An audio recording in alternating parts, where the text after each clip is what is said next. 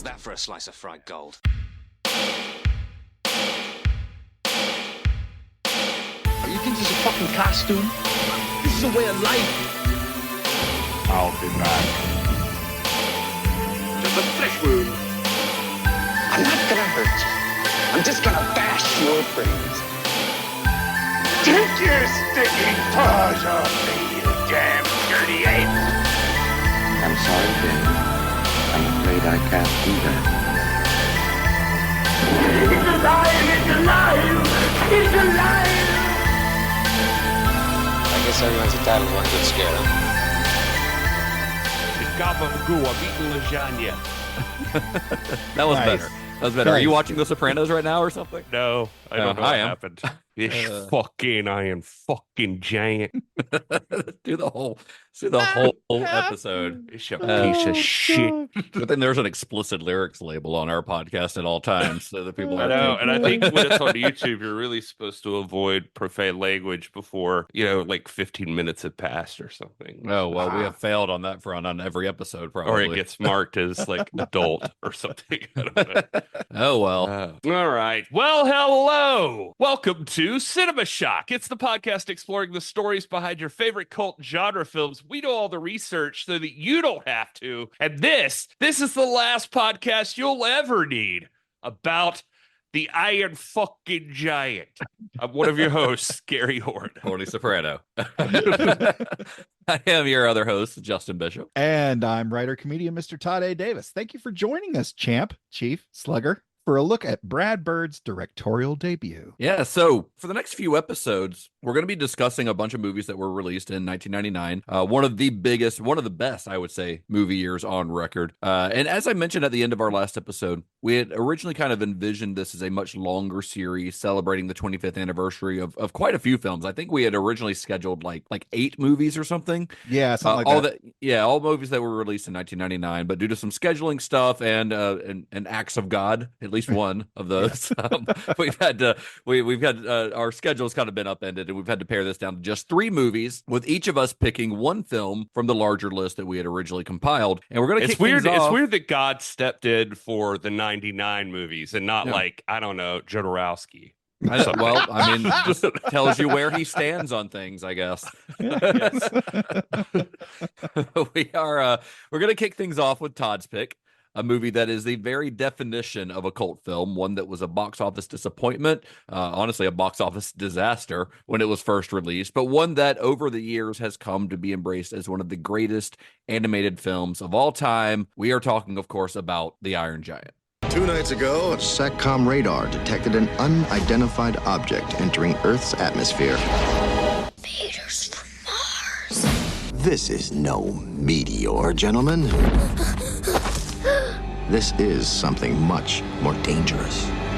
Like a giant robot, I am now the luckiest kid in America. Why would you tell your mom about a giant robot? Mom! Little privacy! Sorry. Where's the giant? For some reason, the army is in our front yard, Mr. Mansley.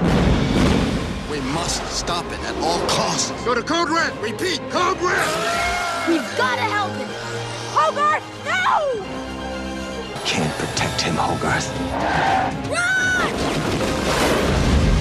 Warner Brothers Family Entertainment presents Hogarth. the story of a young boy Look out for the boss! and a giant from another world You can fly? who became a hero on this one. You can fly! The Iron Giant.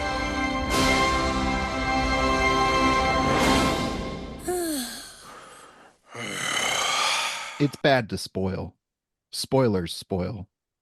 And you don't have to be a spoiler. You listen to what you choose to listen to. You choose.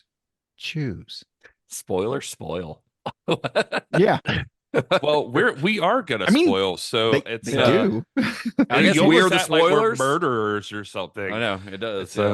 But I also have a bad problem about thinking things through after the fact. And I was like, we might have actually had people stumble onto this episode because they wanted some good, wholesome entertainment after watching The Iron Giant. And they just like busted into this podcast. I'm like, yes, what a great kids movie. Let's listen to a discussion about the Iron Giant. And then here comes me doing a shitty Tony Soprano impersonation. Just F-bombs galore. Yeah, well, they got to learn sometime. Yeah. Yes. That's okay. I did my dog fisting joke and my masturbation joke in front of a 10-year-old last night. Why? Ugh. Someone- Are you going? He was the only person there. It's the only person. Was it somebody you knew? Like they brought No, their kid to the comedy no. show? Just some But random somebody stranger? Yeah, some stranger brought their 10-year-old They to a brought their comedy child show. to a comedy show without researching if it was like, I don't know, Jim Gaffigan or something. Right. Doing some clean comedy. Yeah. Let's hope the parents turned it into like a lesson for the child, like what you could be one day. Yeah, this is don't become this guy. Yeah, exactly. This is why we're always telling you to do your homework. Stay in school. You do not want to be a stand-up comedian one day. Please. Was it a good show otherwise, though? Did the kid laugh at the jokes? Yeah, actually. Yeah. So my comedy goes over great with 10-year-olds. That's good to know. All right. So the origins of the Iron Giant go all the way back to the late 1960s to a book written by Ted Hughes called The Iron Man.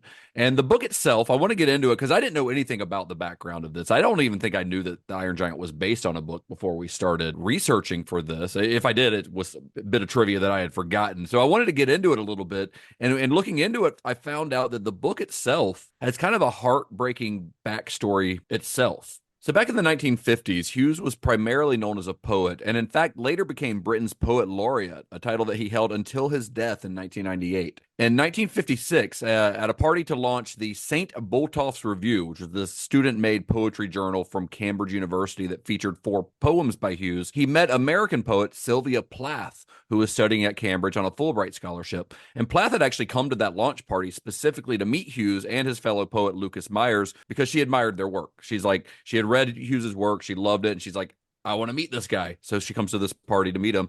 And Hughes and Plath really hit it off, and they were married just a few months later. Now, their marriage started happily, but quickly became tumultuous. Hughes had a history of extramarital affairs, and according to letters from Plath that were unearthed just in 2017, actually, letters that she'd written to her therapist, he was also apparently physically abusive to her. And the two ended up separating in the autumn of 1962, so they were married for quite a few years before separating. And the following February, beset by depression that was really made worse by her husband's affairs, Plath, who already had a history of mental health issues and suicide attempts, took her own life at the age of 30. I stumbled on an article from like The Independent or something. It was written by somebody who knew Hughes, and they were like, the person that we knew as Ted Hughes wasn't like this. He was a great guy. He was very friendly. And then you see his widow after he passed, saying like, this is ridiculous when those letters like came out or whatever. And just all of that. And I was like, oh, maybe I can be a little sympathetic. Maybe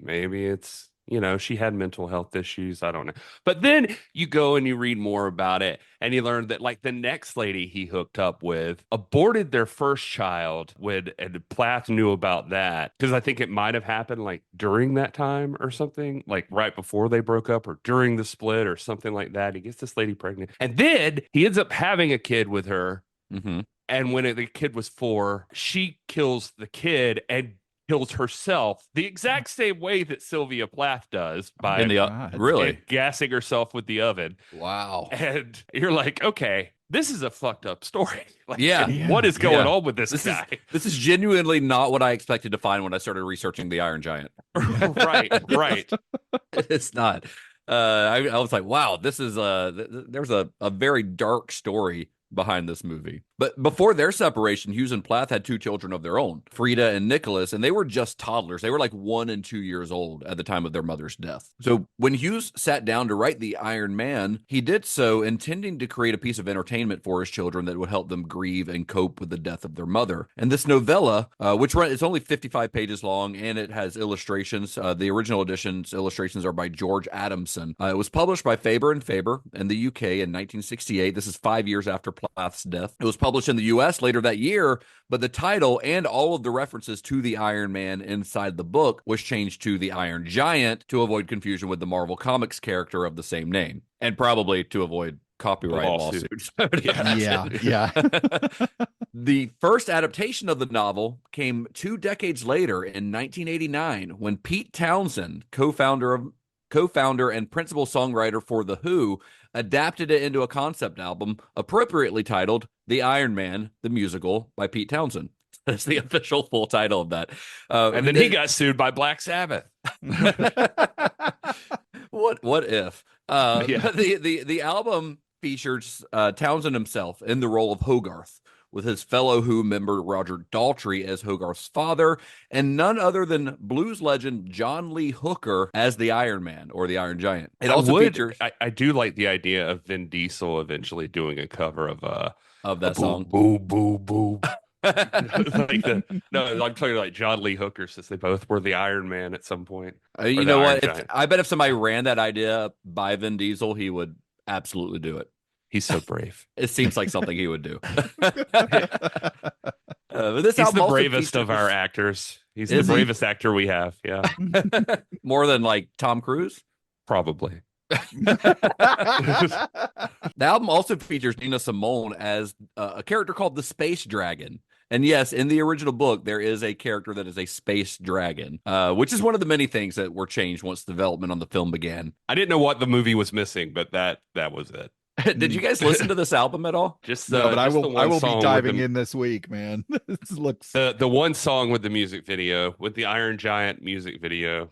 Yeah, there is a music video. It's on YouTube. It's A Friend is a Friend, which was the single off of the album.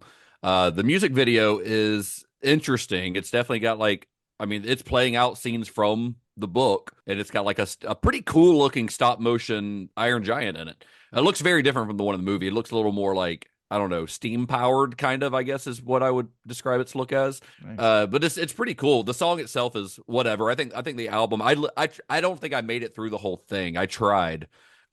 But it's a little bit hokey to me. I mean, it's a very like late 80s Pete Townsend album is what it is, which means, and I love The Who, but Pete Townsend's solo stuff I'm a little more hit or miss on, and this era is a little corny, but there's some good stuff on it. John Lee Hooker as the Iron Giant does a song called I Eat Heavy Metal that's pretty good. It's pretty good. Nice. So there are some good moments on it, but overall I found it a little bit trying to try to get through it. But if you want to really dive into like the history behind the Iron Giant, it's very easy to find. It's out there. It's on the internet. It's on Spotify and Apple Music and all that stuff. So in 1991, an animator named Richard Basley pitched the Iron Man as an animated feature to Don Bluth, who he was working for at that time.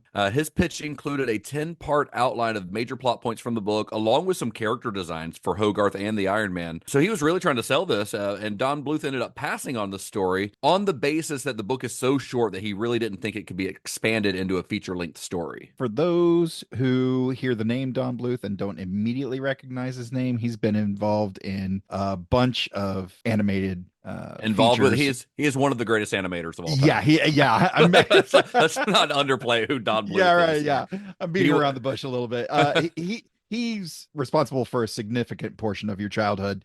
Just briefly, Secret of Nim, An American Tale, Land Before Time, All Dogs Go to Heaven, Rockadoodle, the underappreciated Rockadoodle, Thumbelina, Anastasia, and Titan AE. Did he work on Titan AE? Yep. That was a Disney production, though, wasn't it? Yeah. Was it not? No, it wasn't. I'm thinking of Treasure Planet.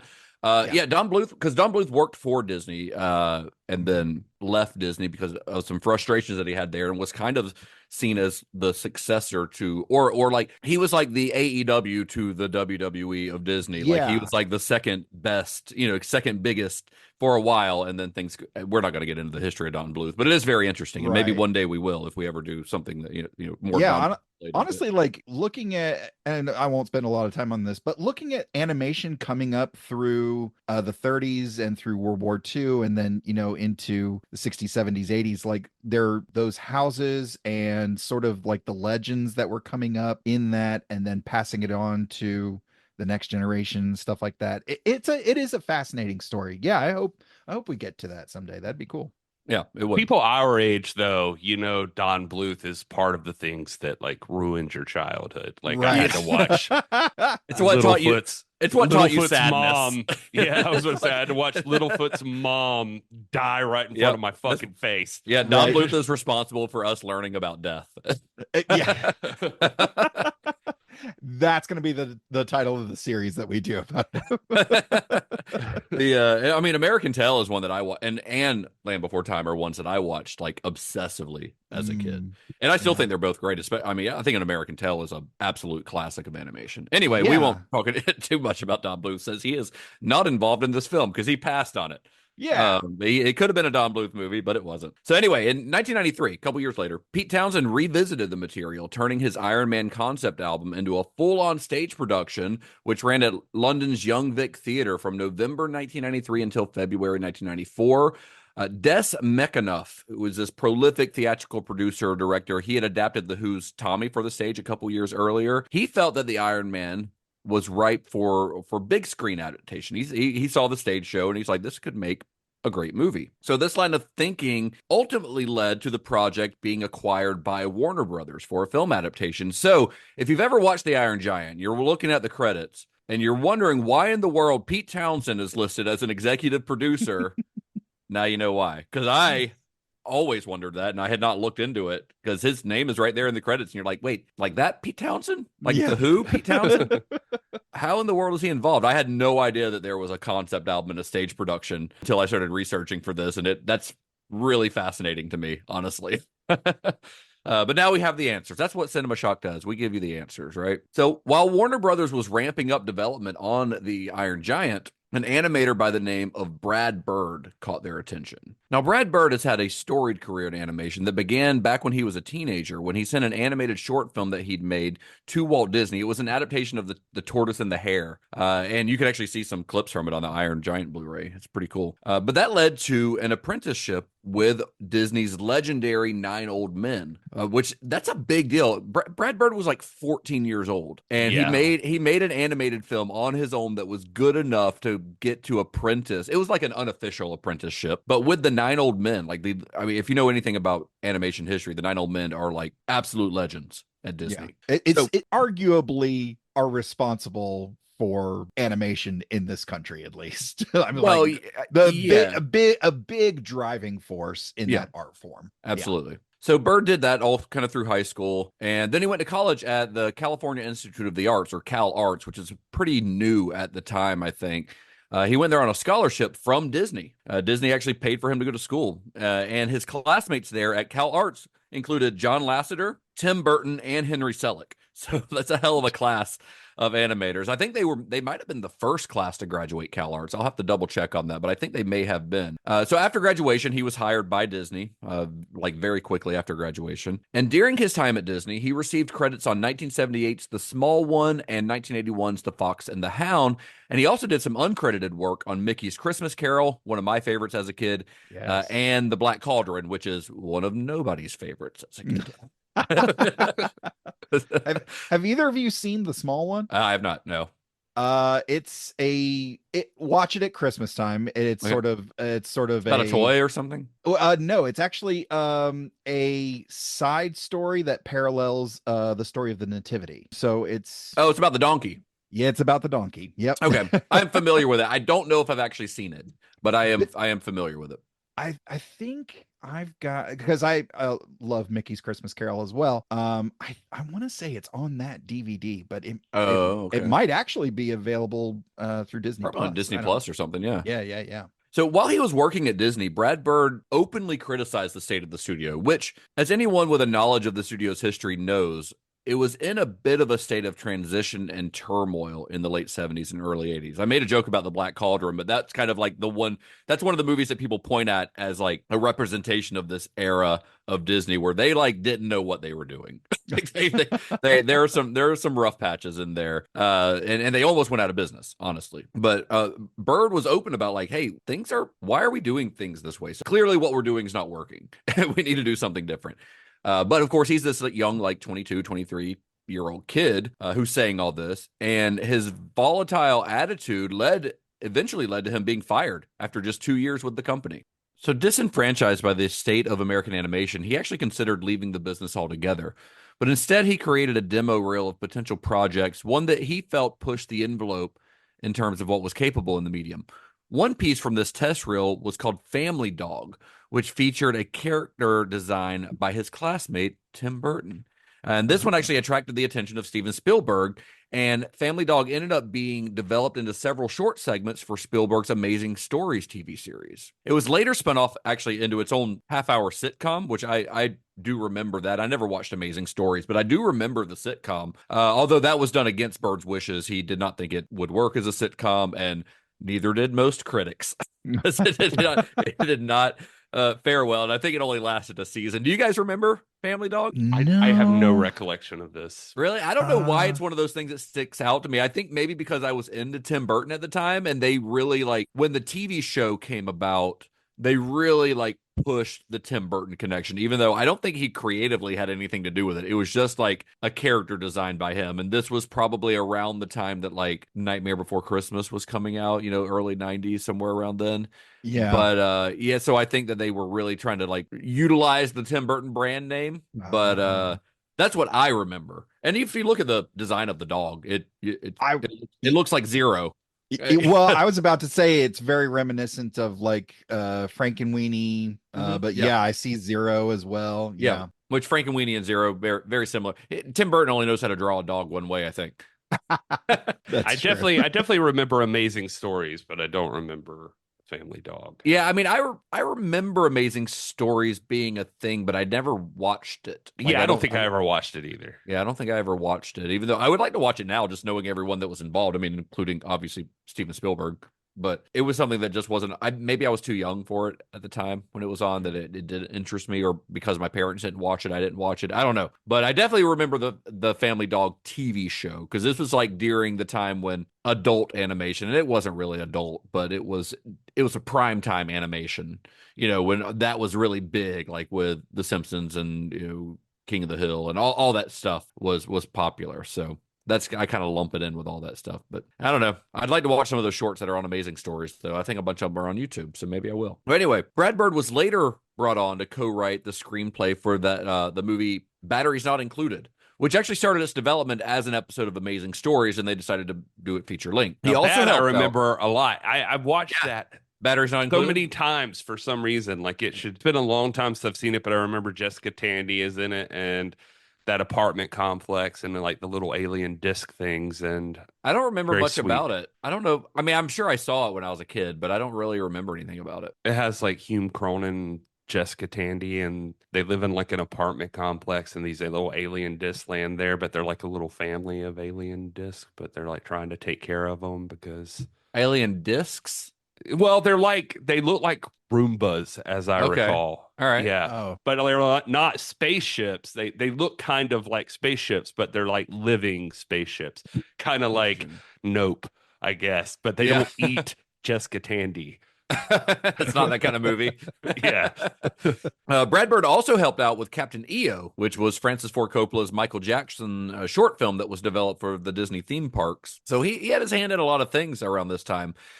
But his work on Family Dog is particularly noteworthy because he utilized a very cinematic form of visual storytelling that was really uncommon in television animation at the time. It's something that kind of helped him to stand out. While most animation at the time, usually really due to budget constraints, they used some pretty rudimentary cinematography. Bird favored techniques more akin to what you'd see in live action, using extreme angles, long panning shots, quick camera cuts, and push perspective. And his work on those Family Dog shorts for Amazing Stories, they caught the attention of producers James L. Brooks and Sam Simon, who were working with Matt Groening to develop a little show called The Simpsons. So, hired as the show's executive consultant, that was his official title on The Simpsons, Bird worked on this series for the first 8 seasons, otherwise known as the best seasons of The Simpsons. And in his role, he pushed the show's artists to treat treat each episode like a little miniature film. And in the 90s, he also spent some time working on a few other animated series like The Critic and King of the Hill. So he was involved with some really good stuff back then. I did see Brad Bird is the person who designed Sideshow Bob. So yeah, that was his character Wow. design. Yeah. And he directed, I think, 2 episodes of The Simpsons during that time. Otherwise, he kind of oversaw things. But he is credited on a couple of them, one of which being the one that Sideshow Bob shows up on, I think. It's called, I can't remember the name of the episode, but it's a Krusty-centric episode. He also, during this time, started to develop some of his own projects. In the early 90s, he wrote a screenplay called The Incredibles that he began to pitch to studios, although it would be more than a decade before it was finally produced. He also developed a sci-fi noir feature called Ray Gun. That's like a name, Ray, last name Gunn with 2 N's, Ray Gunn, which was co-written by his Batteries Not Included director, Matthew Robbins. He signed a development deal with Turner Feature Animation in early 1995, where he started to work to get Ray Gun off the ground, but the following year, Turner merged with Time Warner, and the Warner executives, when they bought it, they started looking at the projects, and they made it pretty clear that they had no interest in Ray Gun whatsoever. So the project was permanently put on hold. Now, if we get this, if we get him together with David Lynch and Ronnie Rocket, I take your statement. God damn it, Gary! I was gonna Sorry, say Todd. the same thing, man. How about a Brad Bird directed animated feature based on Ronnie Rocket? Oh. I think that's, I mean, considering, and I don't even mean this like humorously. I just mean like considering where David Lynch's situation now, that could be a thing that could still happen for David Lynch. He could oversee it remotely. Yeah, exactly. Yeah. So Warner's did, however, they did see Bird's potential as a director. So they offered him several in development animated projects, including a musical version of Ted Hughes' book, The Iron Man, which used Pete Townshend's album and stage production as its source. So that's where they were coming from on this. So when Bird read Hughes's book, they offered him this. So he obviously went back to the original source material, Ted Hughes's book, and he was immediately taken with it and was especially drawn to Hughes's reasons for writing the story, namely to comfort his children after the death of their mother, because those themes for Bird felt very personal. Because you see, in 1989, a few years prior, Bird's sister Susan, with whom he was very close, was murdered by her estranged husband in a murder-suicide, which caused Bird to be staunchly anti-gun. I mean, her ex-husband, her estranged husband, shot her and then shot himself. So when he read The Iron Giant, or The Iron Man, technically, he began to equate its themes with his sister's passing from gun violence, leading him to significantly revise the story to center around a central question. And that question is, what if a gun had a soul and chose not to be a gun? So he pitched this version of the story to Warner's executives, and they loved it. They were sold. They not only hired Bird onto the project as the director, but they gave him an incredible amount of creative control, which included introducing a couple of new characters. Dean and Kent, who are in the movie, are not based on anything from the book. And he also discarded Pete Townshend's musical numbers, which Townsend took in stride, saying, well, whatever, I got paid. And that is an exact quote from Pete Townsend. Very John Carpenter of him, isn't it? Yeah, it is. Yeah. He's like, whatever, man. He still has an executive producer credit on it, so he still probably gets residuals from this movie. For some reason, it really stood out to me this time to not paint over the part of Brad Bird's sister dying in the way that she did, and that being part of this story. Like that was just, it pulled at my heartstrings this time. Like, definitely. Yeah, when you watch the movie, knowing that context, it makes the themes of the film seem even stronger, more significant. I think there's the documentary, the Giant's Dream, and in that he says, quote, when you shoot somebody, you're not just killing that person, you're killing a part of all the people that love that person. And that was like, oh, Brad Bird, you just were built to make me cry, weren't you? Well, Bird also significantly changed the book's setting from England to America in the 1950s at the height of the Cold War. And in a later interview, this is an interview he did to mark the film's 10th anniversary, he discussed this change a bit, saying, is a quote, the main setting looks Norman Rockwell idyllic on the outside, but inside everything is just about to boil over. Everyone was scared of the bomb, the Russians, Sputnik, even rock and roll. This clenched Ward Cleaver smile masking fear, which is really what the Kent character was all about. It was the perfect environment to drop a 50-foot tall robot into. And I think he's right. I think the setting of this is a big part of why this story works, honestly. And I can't imagine it. It kind of Sounds just that description, it actually sounds like it's a good companion piece to some of David Lynch's stuff of like Yep. stuff boiling over, Mhm. underneath the surface, the Norman Rockwell picturesque, but 100%. behind the scenes, things are Yeah. a little different, A little darker. messed up. Yeah, you're absolutely Yeah. right. The Warner Brothers hired a screenwriter by the name of Tim McCanlies to write the script for The Iron Giant. This initially annoyed Bird because he'd wanted to write the screenplay himself, but he changed his mind after reading McCanley's then unproduced screenplay for Secondhand Lions, saying that McCanley's writing has a sweetness and innocence to it, which speaks to the very core of our film. And of course, McCanley later on did get Secondhand Lions produced, and he directed it himself as well. That's a good movie. Yeah, it is good. In Bird's original story treatment, America and the USSR were at war at the end. So, which I don't think the USSR is not even involved in this version of the story, but they were there in the original treatment, and the giant died at the end. It was actually McCanley's who made the decision or pitched the idea to have a brief scene at the end of the movie showing that the giant survived, telling Bird that you can't kill E.T. and then not bring him back. And I cannot imagine this movie ending with the giant without that like little coda at the end of the movie. It'd be too sad. It'd be way. I mean, the movie's sad enough as it is. I mean, it's not sad, but it's like, I don't know. I mean, it is a little sad, but it would be heartbreaking if the movie ended that way. I cannot imagine that. So I think that was a great decision. McCanley's ended up completing his script in just 2 months, which was kind of in line with the very short window of development time that Warner Brothers had given the production, because most animated movies workshop for years, and they usually take 4 or 5 years from beginning to end. Brad had just 2 years from the time that he signed on to the time they needed to get this movie in theaters, which is not a very long time. And he also had a pretty small team. I mean, this is a very small production for an animated film, which does not show on the screen, in my opinion, at all. But Bird's experience in television really kind of helped him on this front, working in animation, on Family Dog. That helped him learn the importance of building a strong team. His years on The Simpsons got him used to working under strict deadlines, because the beginning to end of the production of an episode of The Simpsons is very, very short compared to, a feature-length movie. The Simpsons also opened him up to the strengths of collaborations, which would come in handy on The Iron Giant, because he always was really open to the opinions of other folks on his staff.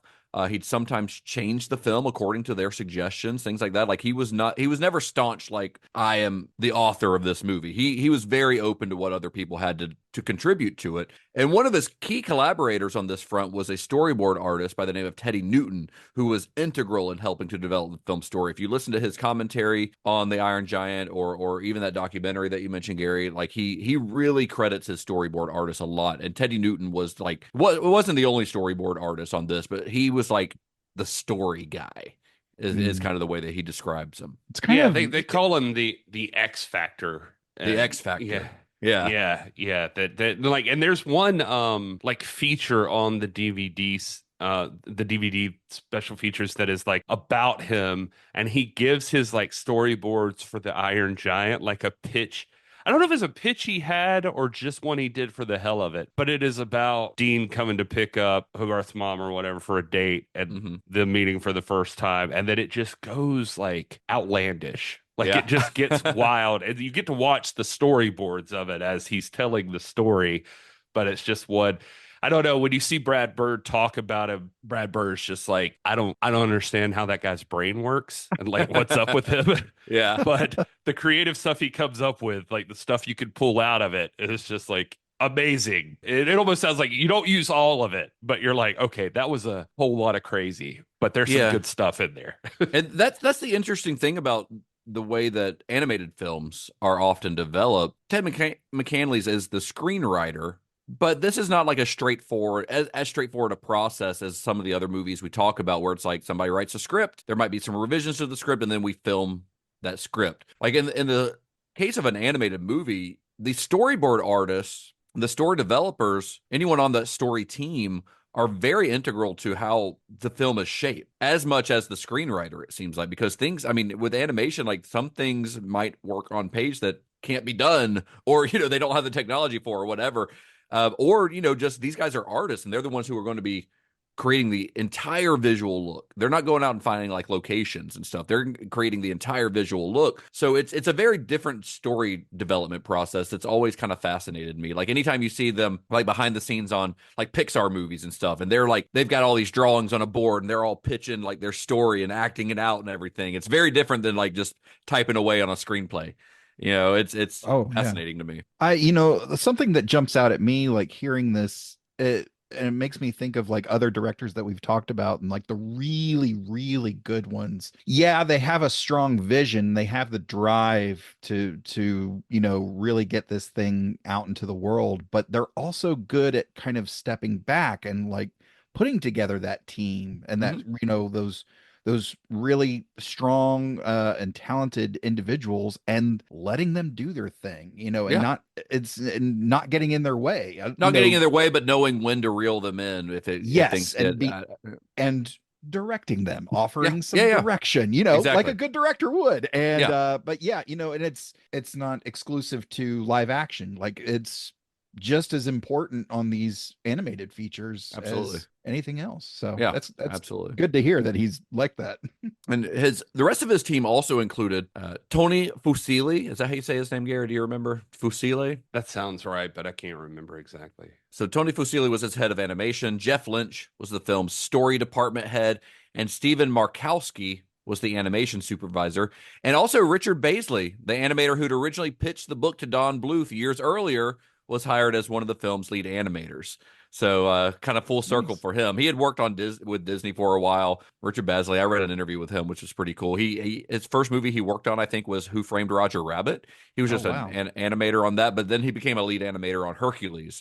And he was actually working on Hercules when a buddy of his who worked at Warner Brothers called him and is like, hey, guess what movie we're doing next? We're doing the Iron Man, the Iron Giant. So I guess and they're like, this guy Brad Bird's directing it, and then somehow Richard Baisley, got involved in that with Brad Bird. So I thought that was a pretty cool full circle moment for him. Now, one of the reasons that the time frame on the Iron Giant was so tight was due to the failure of Warner's previous animated film, a movie called Quest for Camelot, which was a movie that made Warner's reconsider whether it wanted to produce animated films anymore at all. Like they were like, it did so badly that they were like, maybe we should just never do this again. So about 3/4 of the animation team from that film ended up working on the Iron Giant. So they just went from one to the other. That's wild. Well, it's not like they had like a ton of animated films, like some studios, like that. Well, they weren't primarily an animation studio. No. Yeah. I think Iron Giant was like the fifth one. I think they'd had like Batman, Mask of the Phantasm. They'd had Space Jam, Quest for Camelot. I think there was like one other one or something. If I remember. Yeah. They were known for a lot of shorts, but like looking back now, there's always been the discussion amongst the comic book nerds of like DC animation is on par with Marvel's live action. So DC Warner Brothers animation is so great, but at the time, it was like not at this time, no, not at this time. It was kind of like. Yeah, they had the shorts coming up, obviously, but even those shorts, if you're talking about like Looney Tunes and stuff, that was that's what 50 years before this. So they had that as their base, but as their legacy. Yeah, as their legacy. So going into this, it was kind of circling the drain a little bit. Yeah. And I don't, I remember Quest for Camelot, but I don't think I ever saw it, which I guess a lot of people didn't see it. It did not do very well at all. It sounds like they're not good at marketing, which we'll talk about. But, Iron Giant crawled so Osmosis Jones could walk. Yeah. You know what? Some of the guys who worked on Iron Giant were working on Osmosis Jones. I started clicking on the credits of some of these guys, like the animators and stuff. And I saw Osmosis Jones pop up a few times. So you are not wrong. So the budget on the Iron Giant was also considerably smaller than that of the animated films that the likes of Disney and DreamWorks and big companies like that were producing at the time. The Iron Giant's final budget would be around $50 million. So for comparison, Disney's Tarzan, which was also released in 1999, cost $130 million to produce. Granted, Tarzan was at the time the most expensive animated film ever made, but still, Pixar's Toy Story 2 cost about $90 million. So the Iron Giant is considerably less than what else is coming out at the time. The trade-off of having half the production schedule and a third of the budget of a Disney movie, though, was that Warner Brothers pretty much left them alone during the production on this. So long as they kept things in control, they showed the studio executives that they were producing good stuff every now and then, showing them, hey, this is what we've got. It looks good. Producing it on time. If that was happening, Warner Brothers kind of let them do their thing, which was great. So to research the entire setting of the film, this Maine coastal town, a small part of the animation team took a week-long trip to Maine, where they photographed and videotaped a bunch of small towns, hoping to accurately reflect the whole vibe, the feel of that area. They documented every detail they could. Storefronts, people's homes, diners, right down to the bark on the trees. They really wanted to evoke this very specific area. And although CG animation was gaining steam at the time, thanks to the groundbreaking work being done over at Pixar, the decision was made early on to create the majority of the film's characters using traditional 2D animation. But the filmmakers were able to still kind of use some modern technology to push the envelope of the classic animation process. So they would develop scenes during the storyboarding phase as pencil sketches. This is pretty common in animation. These were then turned into what they call story reels, which are basically filmed compilations of the pencil sketches, very, very rough, this is what the scene's going to look like. But because of some new technology that they were using, the film's artists were able to enhance the reel by actually adding camera moves and simple effects to the drawings, which gave them the look of rough animation instead of just a series of still drawings. And this process allowed them to work out a lot of the mechanics and dynamics of their scenes much earlier in the process than they'd been able to do a few years earlier. I have a weird technical question. This might end up being premium content. But you mean we might not know the answer and have to cut this out so we don't sound stupid? Right. Maybe it's changed over time, but are 2D animated films cheaper to produce than digital? I don't actually know the answer to that. I would say probably. Yes. I would say probably. I just didn't know, because it was you've got these animators doing their thing, it's quite literally one cell at a time that they're putting this stuff, that they're putting this together, as opposed to somebody in front of a computer being able to make it all move and color and the whole thing, Yeah, but I mean, there's still a lot. I don't know. There are still a lot of different layers of even a CG animated film. Sure. Of the process that I think it's probably as time consuming, but with different things taking up that time. I don't know. As I'm sitting here looking at AI, asking it that question. It does say that, one of the factors, it said it depends on a number of different factors, that 2D can be faster to produce, but 3D, when they make the animations, a lot of the models that they have to create can be reused over and over again, like in other projects. So it could be more expensive long term and take a little longer, but they can, they get more than one reuse use that down the it. line. Yeah. Yeah. Interesting. So in kind of a break from the norm, Brad Bird also made the decision to give entire scenes or chunks of the film to artists he'd give this scene to this artist, this scene to this artist, instead of assigning one head animator to a specific character, which was more customary. Normally, especially at this time, you would have let's say Tarzan, Disney's Tarzan, just as an example. There might be an artist who their character is Jane, right? And everything that Jane's, every scene she's in the movie, they're kind of in charge of that, and they'll have a team or whatever, but they're in charge of animating Jane. What Brad Bird was doing here was he's saying you're going to work on this scene. You're going to work on this scene. It was a different approach than what most animated directors were doing at the time. So he would have artists work from model sheets, which model sheets are pretty common in animation. They're basically these sort of blueprints for each character. You see these a lot in behind the scenes stuff on animated films, where you'll see a character doing different poses, different facial expressions that evoke different emotions and things like that. Just something for the animators to work on, so that they can look at a picture of Hogarth and know this is what Hogarth looks like when he's mad, or things like that. So they've got something to go by. So they would use these similar thing in comics. Yeah, in comic books, it's generally a character study. Yeah, exactly. Different angles and different expressions. Yeah, exact same concept. So he would assign his artist to work on a scene, and they would use this model sheet as the basis to know what that character would be doing, depending on, or what they would look like depending on what the scene required of them. So, and then Brad Bird and Tony Fusilli, they would work side by side with their staff to make sure the characters were all drawn and animated the same, because you wouldn't want like Kent to look this way in one scene and then this way in the next scene. In fact, there's a scene like in the diner in this movie that where him and Hogarth are in the diner and Hogarth puts the X-Lax or whatever on his milkshake. Yeah. And in the commentary scene, Brad Bird actually points out the part in the scene where one artist took over from another artist. And it's seamless. Like he knows, but there's a scene where it's like Kent is like getting mad at Hogarth and stuff. And then it cuts to another shot of Kent. It cuts to Hogarth and cuts back to Kent. And all of a sudden a different artist takes the rest of the scene. And there are some things that the character is doing during that scene that are unlike what he was doing in the previous one. So it's almost like Brad Bird knows that like this animator would be really good at making him look like the scene where his eyes get big, where the laxative hits and they make that his stomach makes that funny noise, Yeah. Like he might have known that like this one artist is going to make that funnier because he's going to make that facial expression where his eyes get wide because his stomach starts gurgling. So he's assigning the rest of the scene to that guy. I thought it was a pretty cool process that you don't really hear much of, or at least at the time you didn't hear much of in animation. But the reason they did this, the reason that they oversaw them so closely is because they wanted to make sure that in the animation, it did downplay their differences in personal style because every artist has their own style, but you obviously want a character to look the same from one scene to the next while still playing up the artist's strengths and like the way that they're able to emote certain things. And while staying on schedule. Yeah, staying on schedule and staying on brand and everything. Yeah, exactly. Right.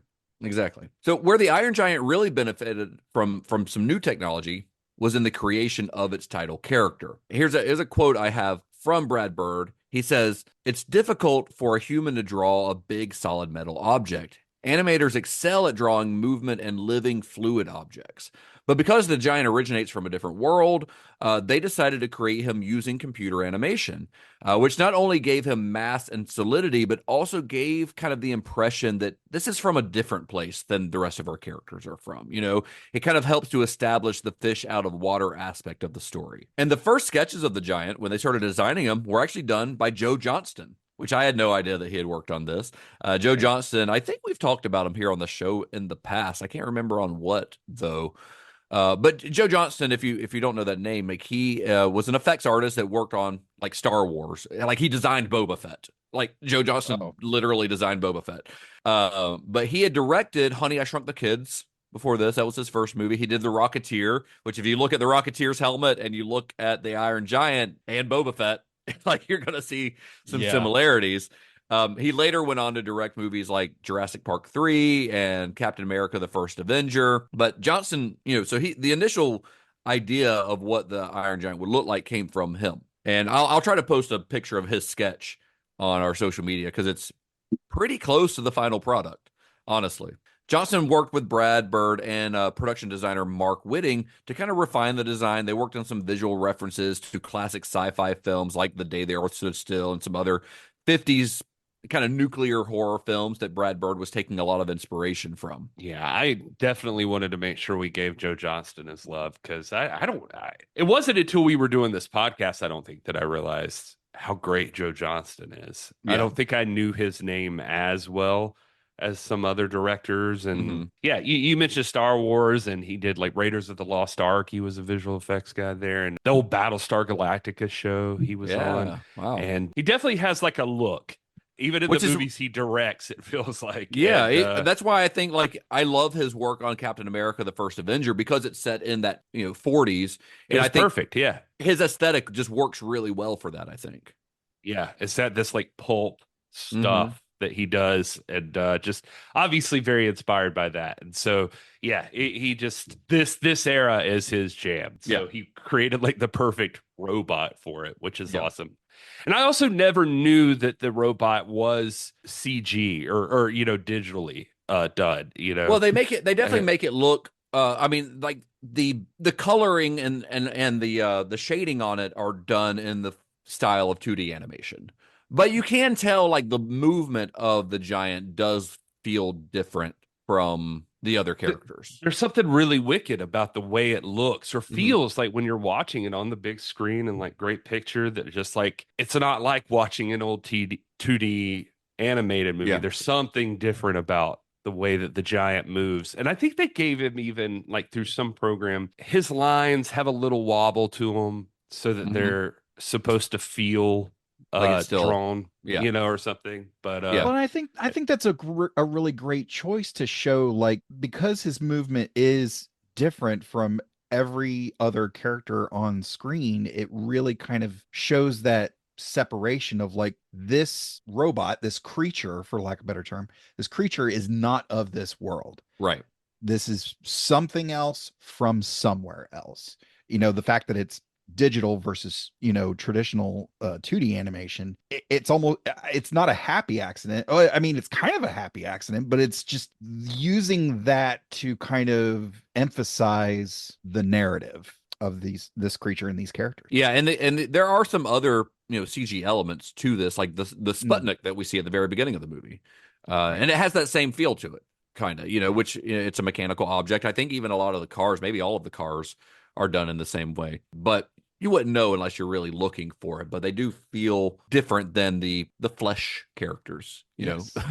So Brad Bird also wanted to pay homage to the generations of animators who'd inspired him and helped him get his career in animation off the ground. So he enlisted the help of two classic animation veterans named Victor Habush, who'd worked on Disney's Lady and the Tramp, Sleeping Beauty, and Ray Aragon, who was another Disney vet who'd worked also on Sleeping Beauty, but also 101 Dalmatians, among other classic films. Like, he worked on Yellow Submarine. Like, so these guys are like classic animators. So Brad Bird wanted to hire some of those old, like, very well experienced guys to work on his film. But while paying homage to the previous generation, Bird also wanted to involve the next generation of animators. So while building his animation staff, he saved several spots for CalArt students to work as rough in-between artists. In-between artists are like, you've got your key animators, who do the main key character poses, and then the in-betweens do all the drawings in between those key poses. So like, the key animator will create like the key pose A, key pose B. The in-betweeners are filling in the gaps between A and B, basically. Nice. So he had these CalArt students, which is, of course, where he went to college, work on some of these scenes. He also hired 4 animators who had worked on this animated short at the school at CalArts, that he had seen their animated film and was so impressed by it that he let them animate an entire sequence in the film. And fittingly, it's a scene set in a classroom. What a nice guy. Brad Bird himself actually did the coffee scene, like where he first goes to Dean's place and drinks the coffee. Yeah, where he's talking really fast and stuff. Yeah, that was actually Brad Bird himself that did all of that part. Which is got to be one of the more difficult scenes to animate because of how fast Hogarth is talking during that scene. Right. Yeah, very neat.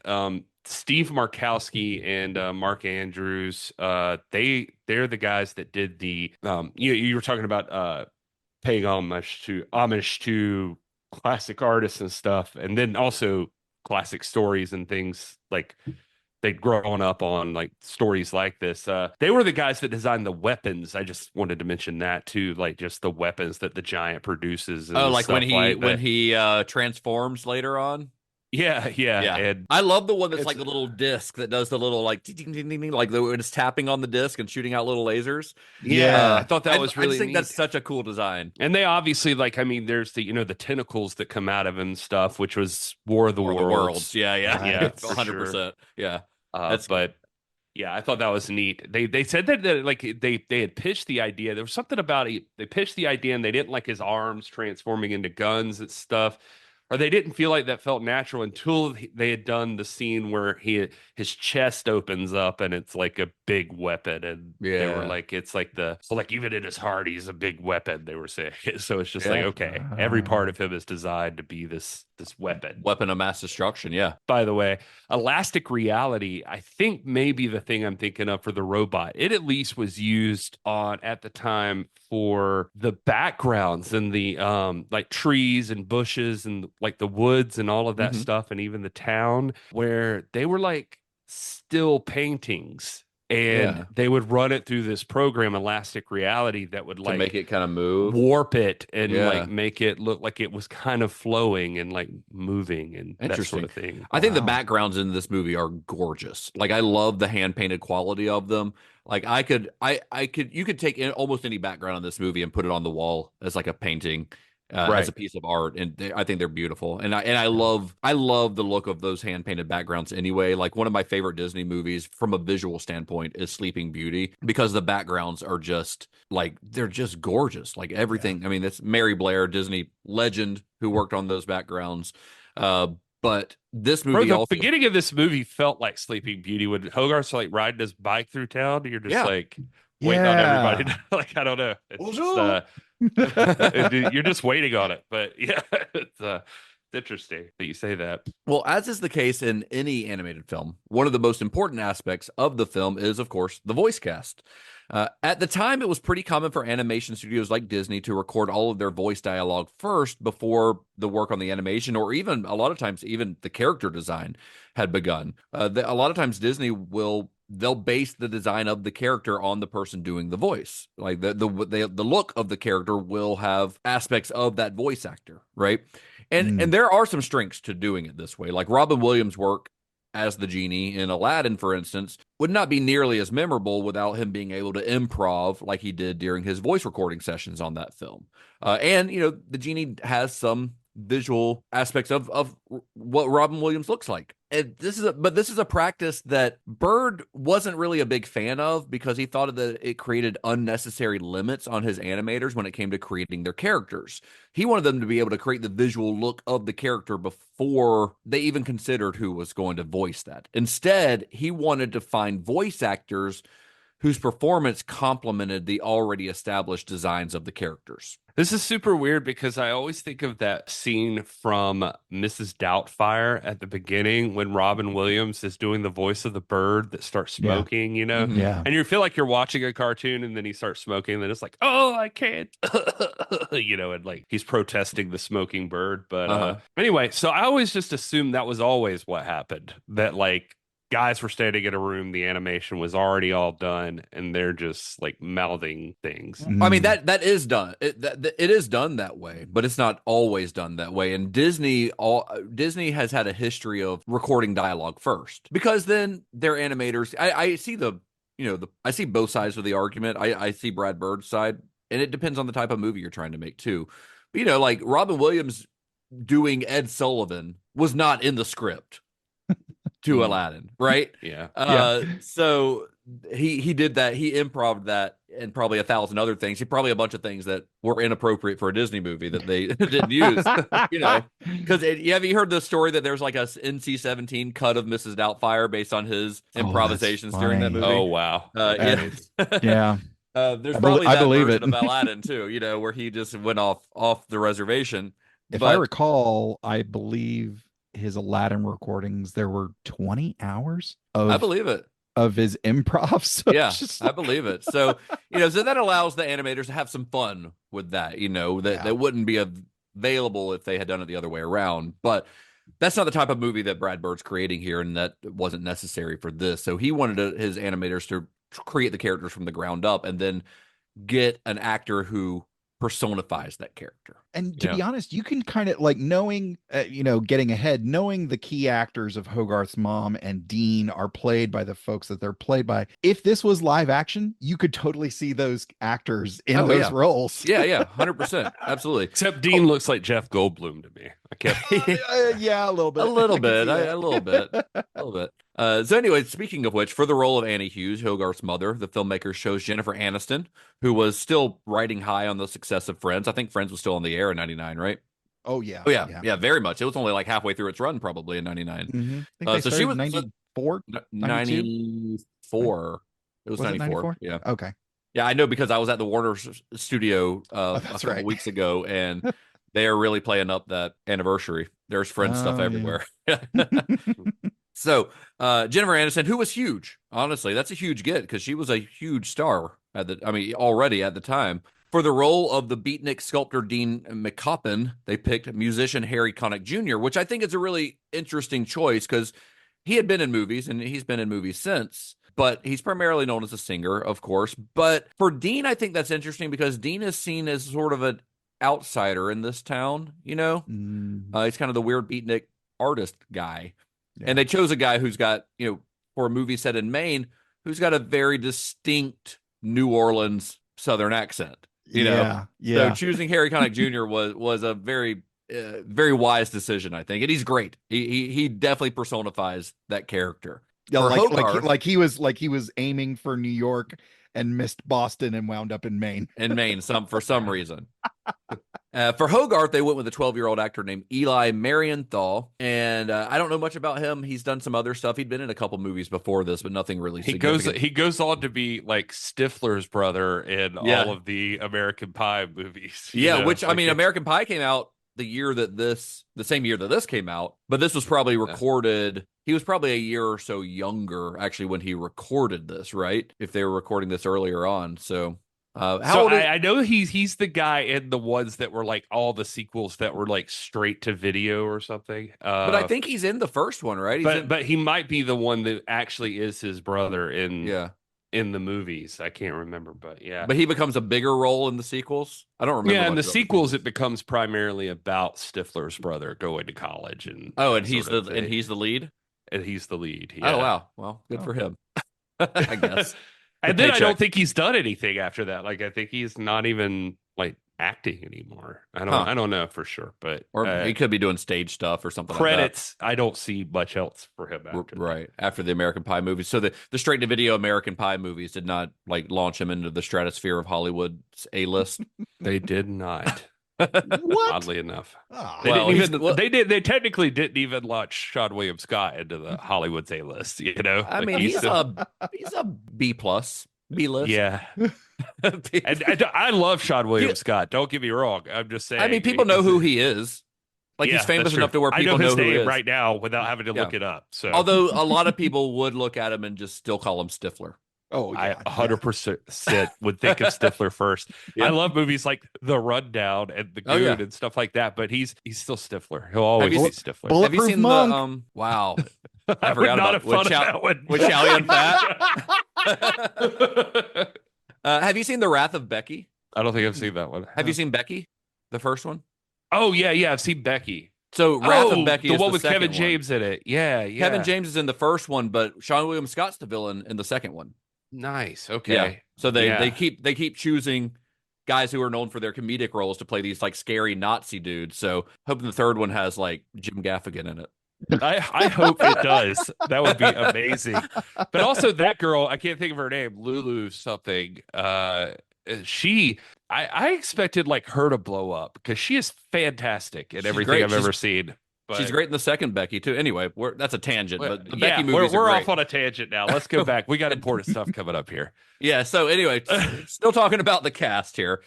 Kent, the government agent that's hunting the Iron Giant, is voiced by Shooter McGavin himself, the great Christopher McDonald, one of my favorite like comedic character actors. I love that guy.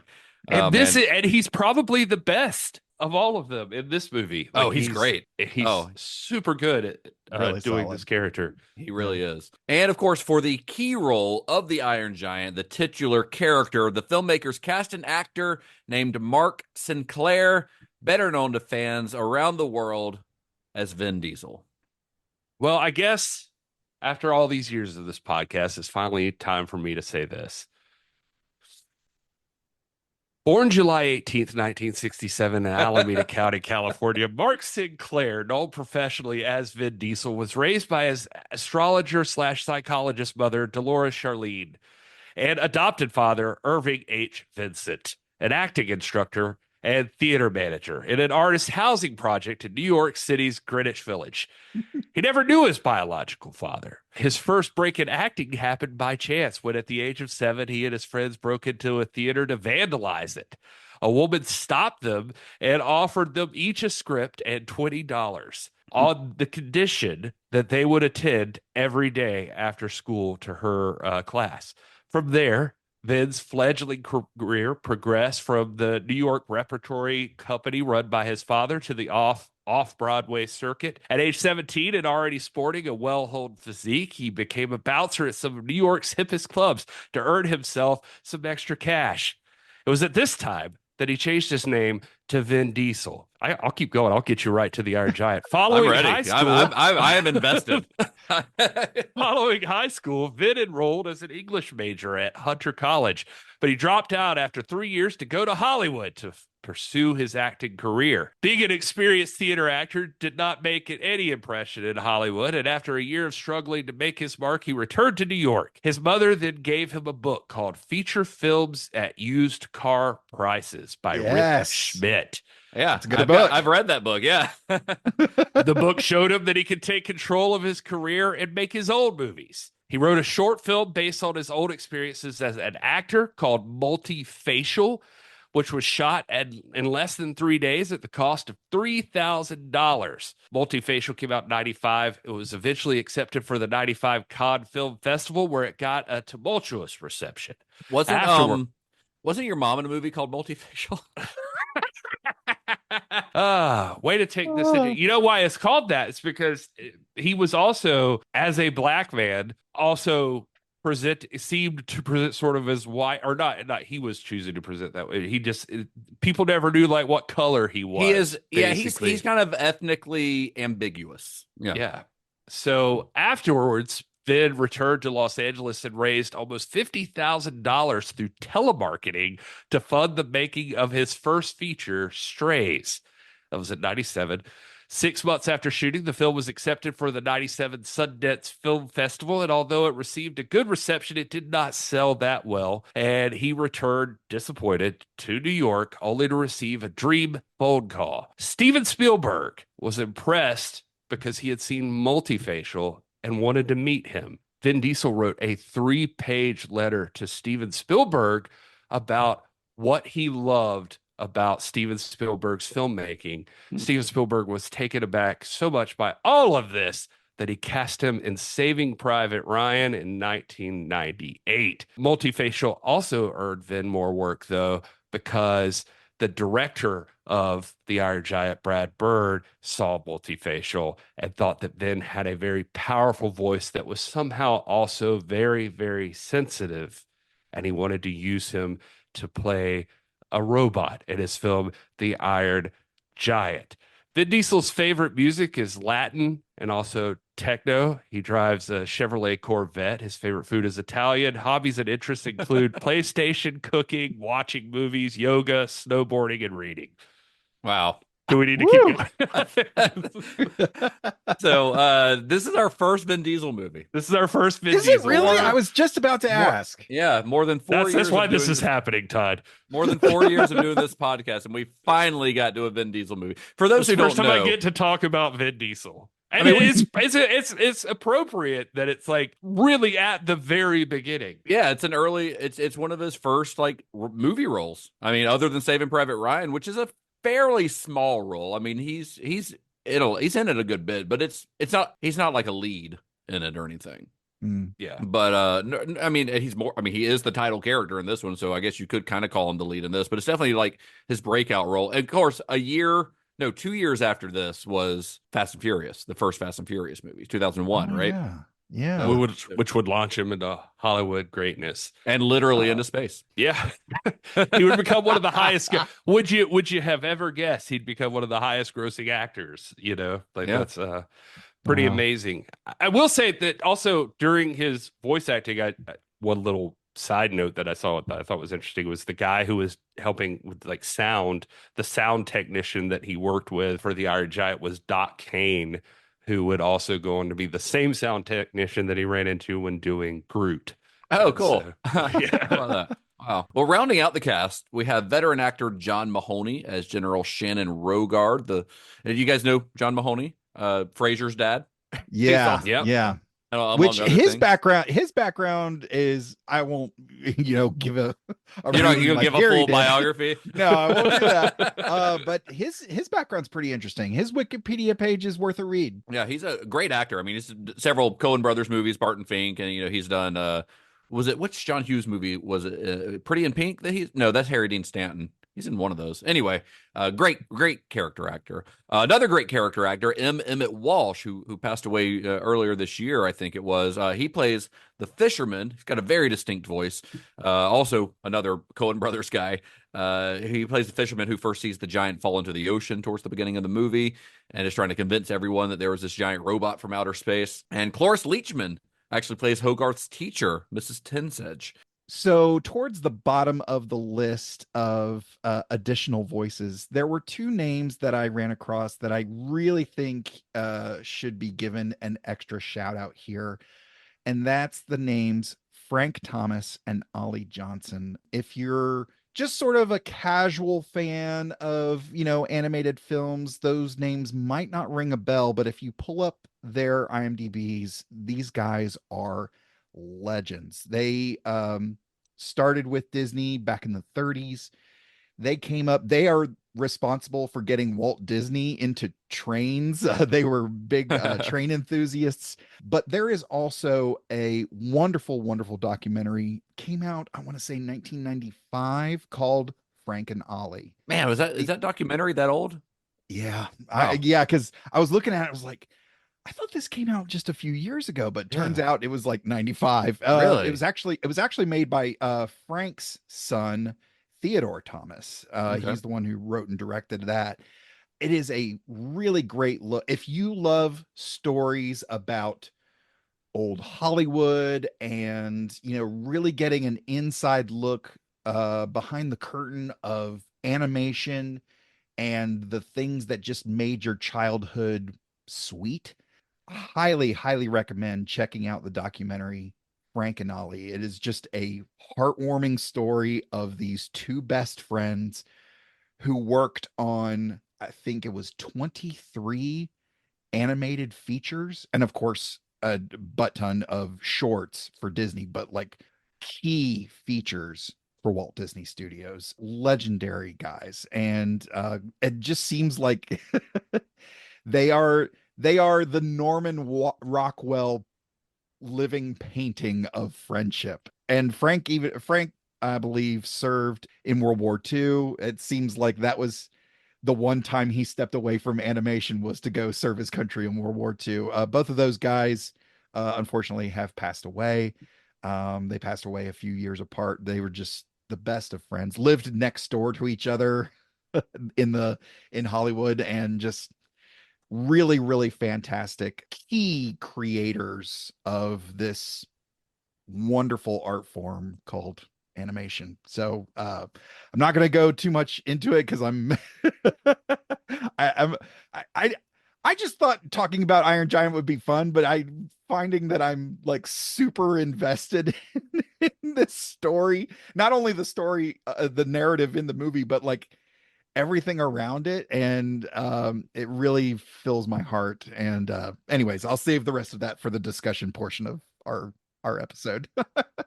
It should be noted also that Frank and Ollie were not just old school Disney animators, but they were part of Disney's Nine Old Men. Yes. Probably the most prominent members of those Nine Old Men, who had, of course, given Brad his first shot in the industry decades earlier. So putting them in this movie is sort of like he's really paying a lot of respect to them as like pioneers in the industry and for helping him get his start. So he cast them as two train engineers in the movie, and not only cast them to voice those characters, but the design of those characters is based on what they actually look like.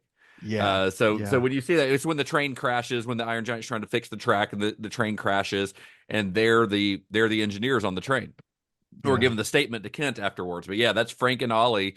So yeah, Frank and Ollie, the documentary, I mean, could make a good further viewing reference. We're not on that section of the show yet, but but it certainly could. Yeah. So up until this point, the Iron Giant's production had been relatively smooth. It was quicker than probably they would have liked, but things were going smooth. Bart had clashed with executives a little bit over things like the film's aspect ratio, which he insisted should be in CinemaScope, like the 50s sci-fi movies that inspired it. He even tried to get the CinemaScope logo on the poster, but I think Sony owned the rights to it and wouldn't let them use it. Oh. Yeah. And the executives being, the unimaginative corporate executives that they are, They also suggested adding extra characters like a sidekick dog, which means that, yes, they actually tried to pitch Poochie from The Simpsons to Brad Bird, which he had to find pretty ironic. Like, oh yeah, we need a cool like dog sidekick in here. It's like, really? We've already made fun of this on The Simpsons at this point. They also suggested they tried to get him to add hip hop songs onto the soundtrack, which really proves that they fundamentally misunderstood the film that they had been making. Can you imagine a hip hop song anywhere in this movie? Like, that doesn't make any sense. What are you guys thinking? It's like I mean, I guess for the time period, maybe something that would have gone over the end credits, maybe, but Jesus, that had like, the title in it, like 90s like 90s movies used to do. I guess so, but that just seems so out of place in this movie. Yeah. But that's really where the big issues on this movie came, is that Warner Brothers simply didn't know. They didn't know how to market this film. They didn't know what they had in their hands. The Iron Giant was eventually a commercial failure at the box office, as we mentioned at the beginning of the show. That's something that most critics blamed on Warner Brothers' lack of promotion for the film. They just simply didn't know what to do with it. And they honestly didn't have a lot of faith in it. They'd understandably been pretty hesitant to bet big on the Iron Giant after the failure of Quest for Camelot, because, fool me once, shame on you kind of thing. Right. But they almost seemed to completely abandon the movie, even after wildly successful test screenings, which, according to Bird, got the highest scores for a Warner Brother film in 15 years. Like, it crushed at test screenings. Wow. But unfortunately, by that time, it was too late. Like, the film's release date was fast approaching. They neglected to prepare a successful marketing strategy. They never committed to. There was a planned partnership with Burger King. Burger King wanted to work with them on it, and they never committed to it.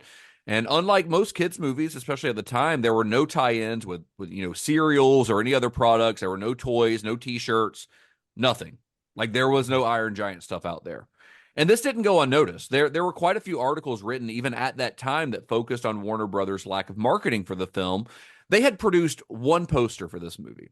It was a teaser poster that ended up being the only one sheet for the movie at the time of release. It's a cool poster, but it doesn't advertise it's a good piece of art, I think. Definitely looks like a 50s sci-fi movie, but I don't think it really speaks to the actual tone of the movie, if that makes sense. Yeah. Some writers reported that the studio had focused too much of its marketing power on their would-be summer blockbuster Wild Wild West, which, if you were around in 1999, you may remember was a major critical and box office failure. He doesn't seem to have any love for the execs in any of this. And Brad Bird, you mean? Yeah, Brad Bird, sorry. One of I can't remember if it was in the commentary or where it was, but he talks about, like Tarzan had shit from Disney a year before. Mm-hmm. And, they were already doing teasers and talking about the movie, and we got stuff starting 4 months out. And that's all they talked about it. It's weird because I was looking through his Twitter profile randomly, just scrolling through and reading stuff. And I searched for the Iron Giant just to look and see stuff he had said about the Iron Giant. So I don't know if this is really, he told a random story about also that they had a scene in the Iron Giant where Hogarth was going to be sitting in his room listening to a record, and it was Little Richard's Tutti Frutti, but that got cut because the studio came in and they were like, you need to use Pat Boone's version. And he's like, you know what? Fuck it. Whatever. Why would anyone prefer Pat Boone's version of Tutti Frutti over Little Richard's? Because it's cheaper, probably? Yeah, and it's weird because it seems like they had stayed pretty, hands off for most stuff, but it seems like there were these little weird things that they would do every once in a while. The big one being the marketing, obviously, I guess. Yeah. But yeah. Well, one thing that the Iron Giant did have going for it was the reviews. Critics loved this movie, which is why a lot of them were writing about how Warner Brothers had kind of fumbled the marketing on it, because critics were loving this and going people need to know about this movie and need to see it. It received almost unanimously positive reviews. Roger Ebert, in his review, he gave it 3.5 stars out of 4. He compared it to the works of Hayao Miyazaki, which is about Wow. as big of a compliment as an animated film could possibly get. Like, to be compared to Miyazaki is like, Right. I mean, Yeah. that's insane. So when The Iron Giant opened on August 6th, 1999, the positive reviews that it got from critics could not quite save it, not when the potential audience was barely aware of its existence. And so that opening weekend, despite opening on more than 2,000 screens across the U.S., the film only brought in $5.7 million, coming in number 9 at the box office. That's bad. Ugh. It quickly dropped out of the top 10, and by its 4th week had only accumulated $18.9 million. And it didn't last much beyond 4 weeks, because when a movie's only bringing in a few $100 per theater, movie theaters are going to drop it. So it did not last. It was not in theaters for very long at all. But of course, the film's poor box office performance is not its true legacy, because we're still talking about it now, 25 years later. And in the 25 years since its release, the film has come to be regarded as one of the greatest animated films of all time. I feel like the box office part of it, did it like open with like The Sixth Sense or something like that? Yeah, it had some tough Like, competition. yeah, I think part of it, I can't remember everything that opened that same day, but it was ridiculous. Like, it was up against a lot, but the marketing was obviously an issue. Yeah, I mean, even if it had been marketed correctly, it might not have come in number 1 at the box office, not against a juggernaut like The Sixth Sense, but number 9, like that's pretty bad. Like that there's no reason that a brand new movie from a major studio is going to open that poorly unless people literally just don't even know that it exists. Yeah. Yeah. And it's honestly really hard for me to fathom why audiences didn't come out for it, except for that. Like, that's the only reason I can think of. Like, because there weren't a lot of other kids movies out at the time. I mean, Tarzan came out that year, but not at the same time. Tarzan had come out a few months earlier. It's really entirely due to Warner Brothers fumbling of the marketing. That's the only good reason I can think of that this movie wouldn't have done well. I mean, obviously, 1999 was a long time ago, 25 years ago. But I'm trying to remember if I was even aware of it at the time of its release. Granted, I mean, 1999, I was 17, 18 years old, so I'm not exactly the film's key demographic, so it's possible I could have missed it, but surely I would have seen like something about it. You would think. I remember the marketing for The Matrix and Fight Club, Mystery Men, like other big movies of the time, but those movies all had a cultural awareness, even like Fight Club, which didn't do well at the box office. Like, people were aware of it. That cultural awareness just didn't seem to exist for The Iron Giant. It's like it was like in a void, like in a vacuum. Were you guys aware of this movie when it was released? Like, I don't think I saw it like at the time that it came out. It was definitely not something I feel like I ran into it way later. Yeah. And it may have been because of, I don't even remember why I watched it for the first time. Like, that it was like something you had said, or maybe it was like, honest to God, I'm not even saying this because of everything else that's happened here. It could have been because of Vin Diesel or something like that, that I even had it on your radar. So yeah, you saw had it it on much, my much radar. later. Yeah, it was way later that I saw this movie. What about you, Todd? Do you remember when you first became familiar with it or aware of it? I think I may have stumbled across some of the marketing way back when, but I did not have the money or probably the time to go to the theaters, and I know my parents probably would not have indulged me to go see an animated film back in the day, but I feel like I did, that I was at least aware of its existence. But yeah, You remember when you first saw it? No, it was definitely much later. I think Yeah. probably, did I rent it from Netflix? Like Yeah. when they were still doing discs, maybe? Yeah. I want to think I saw it before that, but honestly, I don't know. Yeah. It's animated films are kind of a weird thing where if it's been in your life for a while, it almost seems to kind of permeate like your thought processes, and then you kind of feel like it's always been there. Yeah, I get that. I mean, Yeah. and great movies often feel that way. Yeah. I think I became aware of it sometime after it hit DVD. I do remember that Ain't It Cool News, which at the time was kind of like the biggest movie news site on the internet. They were big supporters of the movie. They were big in trying to get word out about it.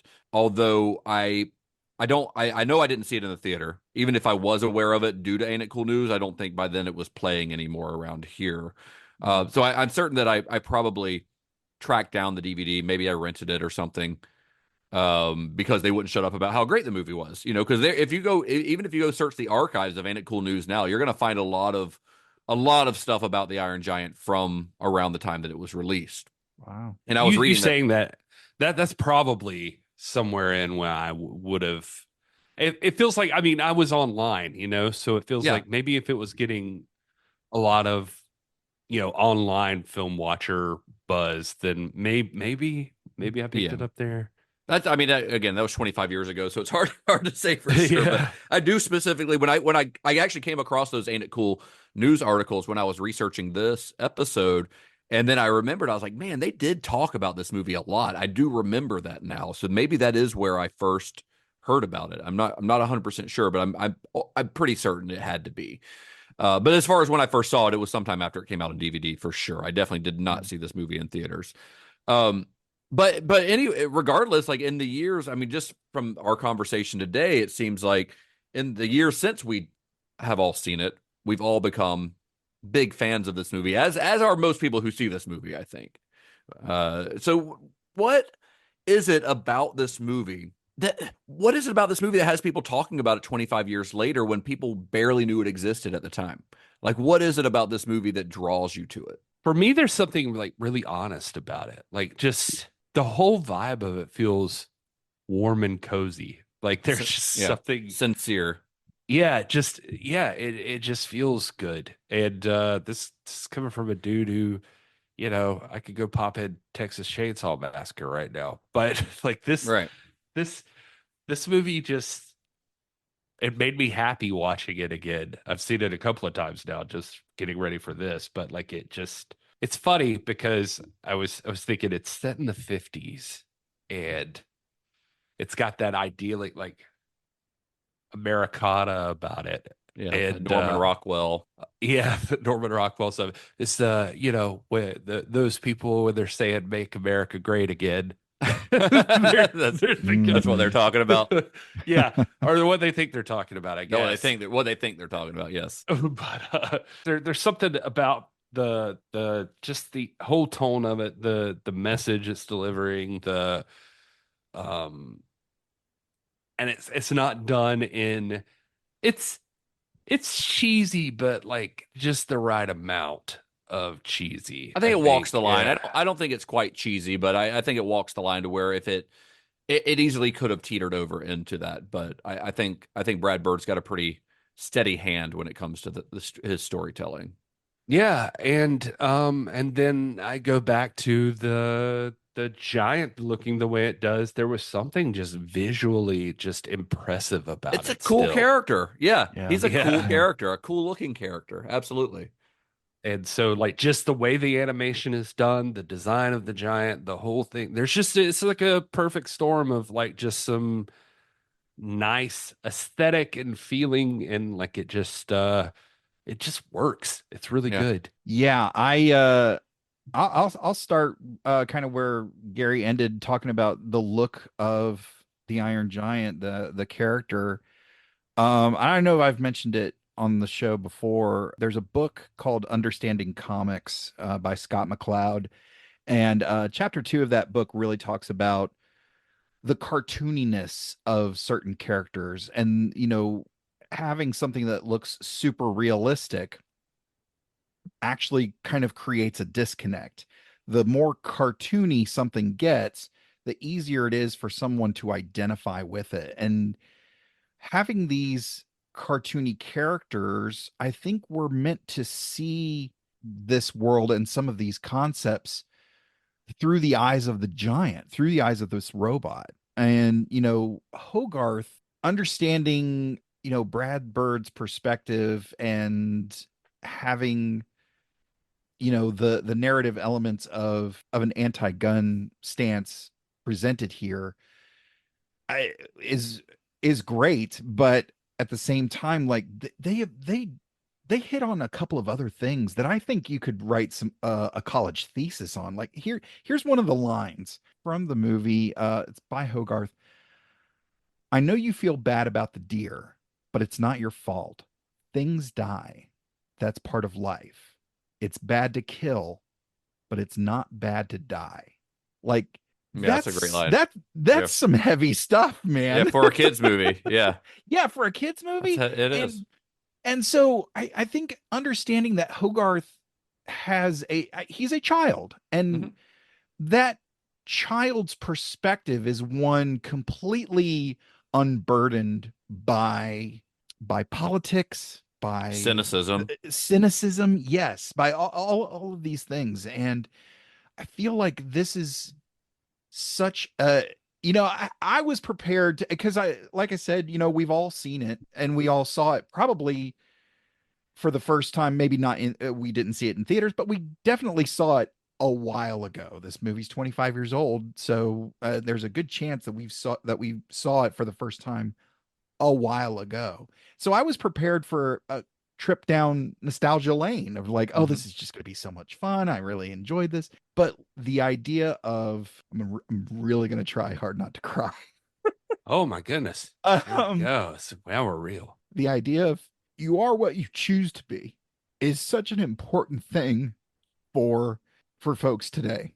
And that, when you couple it with ideas like it's bad to kill, but it's not bad to die, there's people out there who just want to live, and they just want to be who they have chosen to be, and that's not wrong.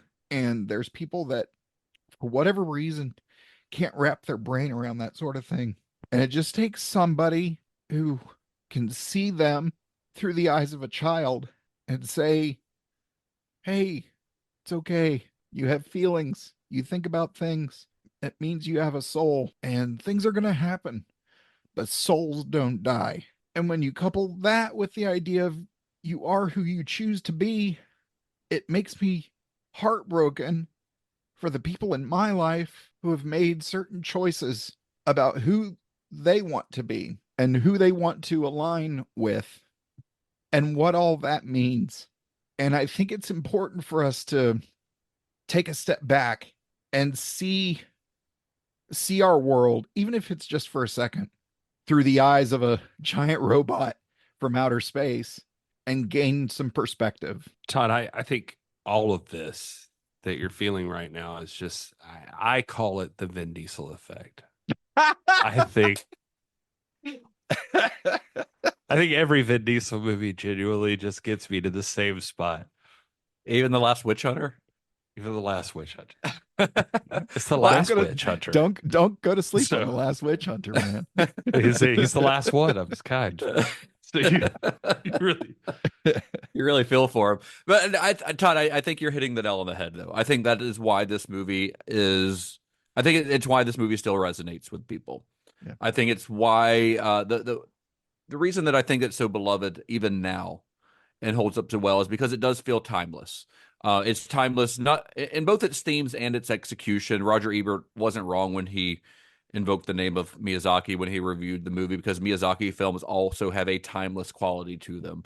They are movies that are from a child's perspective and from a child's way of looking at the world. And as well as aesthetically, they could have been made at any time, just like The Iron Giant, despite its use of some computer animation, feels like it could have been made in the 50s or 60s or 70s just as easily as it could have been made in the 90s. But its themes resonate because its themes speak to anxieties that have always and will always exist. In one article in the film that I read when I was researching this, this writer, it's a great film writer named Brian Tellerico, I think it's how you say his last name, but he writes for RogerEbert.com, or he did at the time. He specifically mentions a scene where the giant is trying to, the scene I talked about earlier, where the giant's trying to repair the train track. He said, watching the movie this time, because this was like a retrospective review from a couple years ago, he mentioned how that scene really stood out to him. He was watching the movie with his kid. And in this scene, I'm just going to read a little quote from his review, actually. He says, unlike in so many family films in which he'd barely do so talking about repairing the train, in which he'd barely do so in time and retreat to safety. He doesn't succeed. He gets hit by the train. First, we get the lesson that it's okay to fail. Hollywood films so often miss that one, giving images of infallible heroes. More importantly, he gets up and puts himself back together after the train hits him. We can overcome damage. We are resilient, and it is how we respond that matters. And that's a fantastic way to look at this movie. Yeah. And that last line, that it's how we respond that matters, I think that's sort of the overarching theme of the film.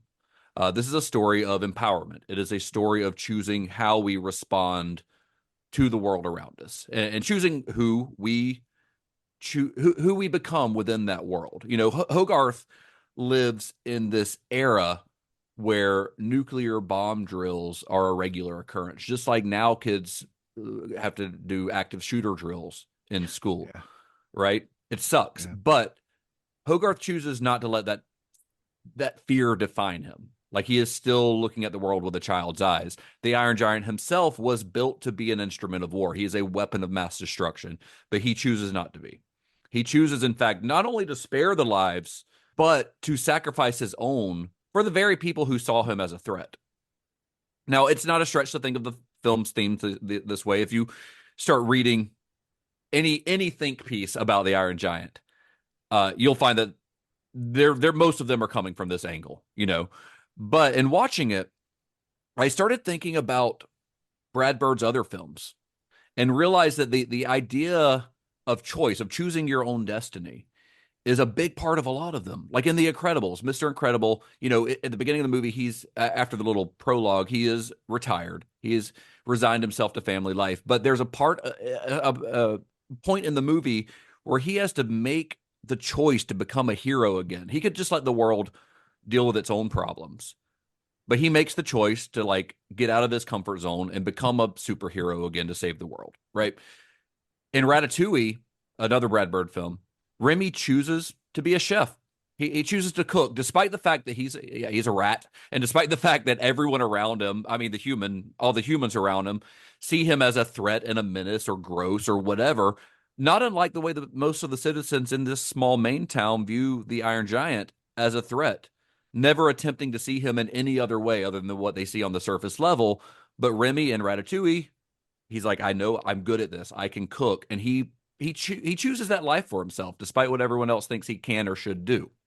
There are a lot of kids movies, or so-called kids movies, have shallow lessons. I mean, lessons and morals they don't need to be too complex for kids movies because their brains are still developing. But exposing kids to these types of lessons while their brains are still developing is important, and it is proven scientifically and psychologically to have an effect on the way kids view the world. There are studies that prove that. And the idea of you get to choose who you are it does seem very simple, right? But that's a profound lesson to teach a child. Yeah. Just because people around you, whether, you know, your schoolmates or your coworkers, if you're not a child, your coworkers, whoever, people around you, just because they view you as an other, or view you as different, just because you're not like them, or because you're from somewhere else, or because your skin's a different color, or because you love a different type of person, just because you're not what they're used to, that doesn't define the way they look at you. Doesn't define who you are. Only you can define who you are. And I think that's about as great of a moral as a movie can have. Another thing that stood out to me this time, because I watched the signature edition that's on that Blu-ray, which has, like, I don't know, maybe 2 minutes of extra footage or something. But one of those extra scenes is a flashback where it is made explicit that the Iron Giant he's not like new, and when he comes to Earth, like, he was a weapon. We see a flashback of him, like, destroying some sort of alien world. Like, it's not, and when he comes to Earth, he gets tangled up presumably in those power lines, and that resets something, right? It's hinted in the theatrical cut, but it's made very clear in the signature edition that he was in the past used as a weapon.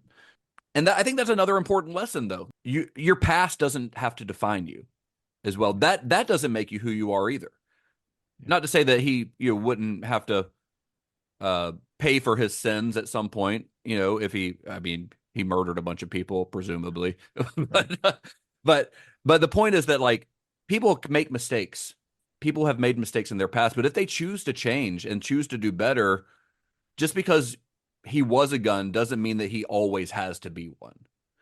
And that's a lesson that I haven't seen as many people talk about, maybe because it's a different version of the movie, but I think that's a profound statement. As simple as it is, as simple as it seems on the surface, like when you dig into it, it's like, yeah, like that literally everyone on earth would be happier if people actually lived by that moral, that like just let people be who they choose to be if they're not doing harm to anyone else. Yeah. That's all it is. And I think that's why this movie has continued to resonate with people, because everyone at some point in their life feels like they're an outsider. Almost everyone. I'm sure there are exceptions, but almost everyone at some point in their life feels like they are an outsider. It goes honestly back to I think of our conversation around our last episode, Let the Right One In, where little what's his face was bullied, and he found someone to be his friend. Yeah. And all it takes is that one person to see you for who you are, and that's what Hogarth does for the giant in this, is that he sees him for who he is, not what other people say that he is. Anyway, we could go on about this movie. Well, no, it's wild even seeing Forever. like when I saw like one section of the commentary, I believe, where they were talking about in the initial scoring of the movie. There was a theme that played when like the giant gets electrocuted and he falls down. There was like a very I think he said it was like almost like funeral like theme that was played over it. And he talked to the composer, Michael Kamen. Yeah, Kamen. Sorry, thank you. Name slipped me, but Kamen about like, why'd you do that? And he's like, well, the character, like, it seems like he's dead. And he's like, well, wait a minute. Like Brad Bird's telling him this, like, he doesn't know what this is yet. My point is, Brad Bird was very connected to the emotion of these characters, is what I'm trying to get to, and I can't believe how hard that must be, or I can't imagine how hard that must be with animated films. But even in the sense that, like, in that first scene where, like, the giant gets electrocuted and it seems like he's dead, but he's not really dead. Like, Kamen was going more with, like, it's like a funeral. Like, he may be dead, but then he comes back. And Brad Bird's like, no, we're not even there yet. Like, right now, the kid's like, he just saw a UFO crash. Like, he just saw, like, like, this is a fantastical thing that he's seeing before him, so let's not, he was very cognizant of like how the music plays and that sort of thing, I guess. And it was even, I guess I'm thinking of that only in the sense that, like, with what Todd was saying, and that, like, you go through the journey with the kid of like being fascinated with what he's seeing, thinking there's something I don't understand about this, but like having the innocence of being like, I want to understand more about this, and being willing to, like, I want to go explore it. I want to see what this is. And I want to, and then, so I don't know. For me, it was just interesting to see like the whole process somehow magically gets played out in this like little less than 90-minute movie or whatever, that you get to see him do the whole thing. I think that's why the Dean character is also very interesting, because remember, he wasn't in the book. They invented him for this movie, but when he first sees the giant, like, he is judging him like many of the other people in the town, especially the military do. He's scared of him because he doesn't know what his intentions are or what he is or anything like that. But in seeing him interact with Hogarth and seeing these like kind of childlike interactions and playing with him and things like that, Dean quickly comes around to go like, hey, this guy's not a threat. Like, I shouldn't have seen him that way to begin with. Hogarth obviously saw something in him that I didn't. And by accepting that, which a lot of other people don't do, I mean, the people of the town eventually do when he saves those two kids who are falling. But before then, it's like Dean was just as skeptical, but we quickly see him come around and accept the Iron Giant for what he is, which I think is a kind of almost a microcosm of that arc.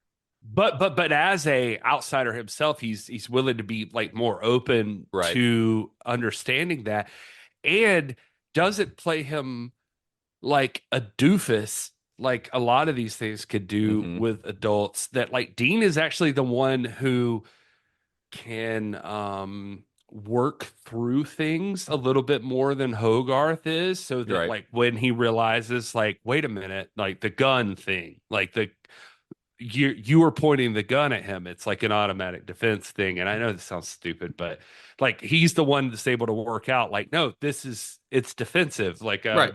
Yeah. like, like that kind of thing. He's able to give some like extra adult Yeah.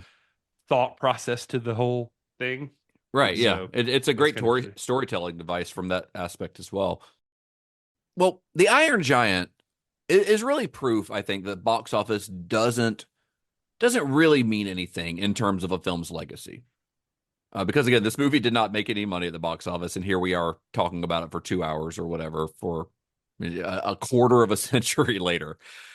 What matters is the film itself. If a film is great, and The Iron Giant is a great film, then it has the ability to transcend box office performance. I mean, we have seen this time and time again. Look at films, even ones we've discussed here on the podcast, like Fight Club, Donnie Darko, or Heathers. Like those movies were box office flops, but they're still being talked about many years later. Or even movies we haven't talked about here, Blade Runner, John Carpenter's The Thing, which was like a massive, massive failure. The Big Lebowski. The Big Lebowski did not do well at the box office, and it is a lot of people's favorite movie. Like these are all considered classics now, but at the time that they came out, like they were all considered disappointments. So box office doesn't matter in the long run. Some movies take time to find their audience. And with The Iron Giant, it wasn't until it was released on video that people started to discover it, like the three of us. But once they discovered it, they loved it. And now, 25 years after it's released, there is an entire generation of people who have grown up with this movie, who love it, and who are now showing it to their own kids. Now, as for director Brad Bird, he did all right, despite the box office disappointment of The Iron Giant. After this movie, he reconnected with his old friend John Lasseter, who went on to be one of the driving forces at Pixar. And in March of 2000, a few months after The Iron Giant disappeared from theaters, Bird went and visited Lasseter. He pitched him a few of his ideas, including one that became Bird's next feature film, came out in 2004, and that is, we've already mentioned it a couple of times, but that is The Incredibles. Another, I think, top-tier failure. No, not at all. Did very well. And a top-tier Pixar movie, I think. He followed that up with what is possibly my personal favorite Pixar movie, and that's Ratatouille in 2007. Absolutely adore that movie. And then he actually moved on to live action filmmaking with the fourth film in the Mission Impossible franchise, Ghost Protocol. One of the better, I mean, it's hard to rank the Mission Impossible movies because they're all great, and then number two's at the bottom. Number two has still got some great stuff, but Mission Impossible might be the most consistent franchise that's lasted like 9 movies of all time, but anyway, Ghost Protocol was Brad Bird's feature film or live action feature film debut that was released in 2011. After that, he did Tomorrowland, which wasn't particularly well received. It doesn't get talked about much. It's fine. It's whatever. Yeah, but then he, after that one kind of didn't do that great at the box office, he actually headed back into the world of animation with The Incredibles 2, which is also pretty good. He currently has 2 projects in the works, one of which is The Incredibles 3, which is in early development. That just got announced fairly recently, like within the last few months. But before he gets to that, he's actually revisiting one of his old projects that he was never able to get off the ground at Warner Brothers. His sci-fi noir Ray Gun, now a CG animated film, will be released by Netflix sometime in 2026. He is actively working on that right now. So there is hope for Ronnie Rocket. I was gonna say, wait, did this just kill all dreams of Ronnie Rocket? No. It's Ray. So Ray Gun's gonna be first. And then the sequel is going to be Ray Gun and Ronnie Rocket. Ray and Ronnie. Yeah. I mean, I do somewhat still feel like as a podcast, one of our missions in life should be to somehow make the Brad Bird, David Lynch connection. Let's do it. We got it. We got to do it. I would love it. That's all we got for The Iron Giant. I think we said enough. I think we have said enough words about this movie. Yeah. It is a fantastic film. If for some reason you haven't seen it, well, we just spoiled the whole thing for you. So sorry about that. But I hope you but got also, all the way to the end of the episode so that you can see Todd cry and us like talk about the actual important parts of the film instead of the shitty Tony Soprano impersonation at the beginning. we hope you, Lots of cursing. Thank you for not giving up after that. After the first 30 seconds of this episode. There was actually some emotion and some real stuff in there. Yeah, that's what we do. We bring the laughs, we bring the brains and the emotion, and we bring the facts. That's what Cinema Shock does. We're a well-rounded podcast. We bring the dick jokes when necessary. Yeah, exactly. Which didn't happen in this episode. Thankfully, no. I don't think. I don't think we did. Well, you had the your mom joke about multifacials. Multifacials. Yeah. So I think that's dick adjacent at least. It definitely is. You know what? You know what else is dick adjacent? Gary's mom. Oh man, I didn't once dive into, like, while I was watching it legitimately, I have to say I did think like this fucking thing made it all the way across. Nobody asked for this. This is, by the way, my problem with UFOs in general. That it's like this thing just traveled across galaxies, like, or at least a galaxy, solar systems. It made it here, and then it crashed. Then it was like that's my problem with UFOs. It's just like, oh, now they don't fucking know how to drive. Well, like there could be mechanical malfunctions, and there's all kinds of I don't know, all kinds of reasons, you know. But then the Iron Giant wakes up, and he's just like, also, I'm stupid. Well, he gets electrocuted. I don't know how to do nothing. No, he's fine when he arrives when he's in the ocean. He is still the weaponized Iron Giant. It's when he walks through those power lines and gets electrocuted that he becomes I done it version of the I done it version. That's a better way of saying what I was like thinking in my brain. But what you were thinking is not allowed to be said. Right.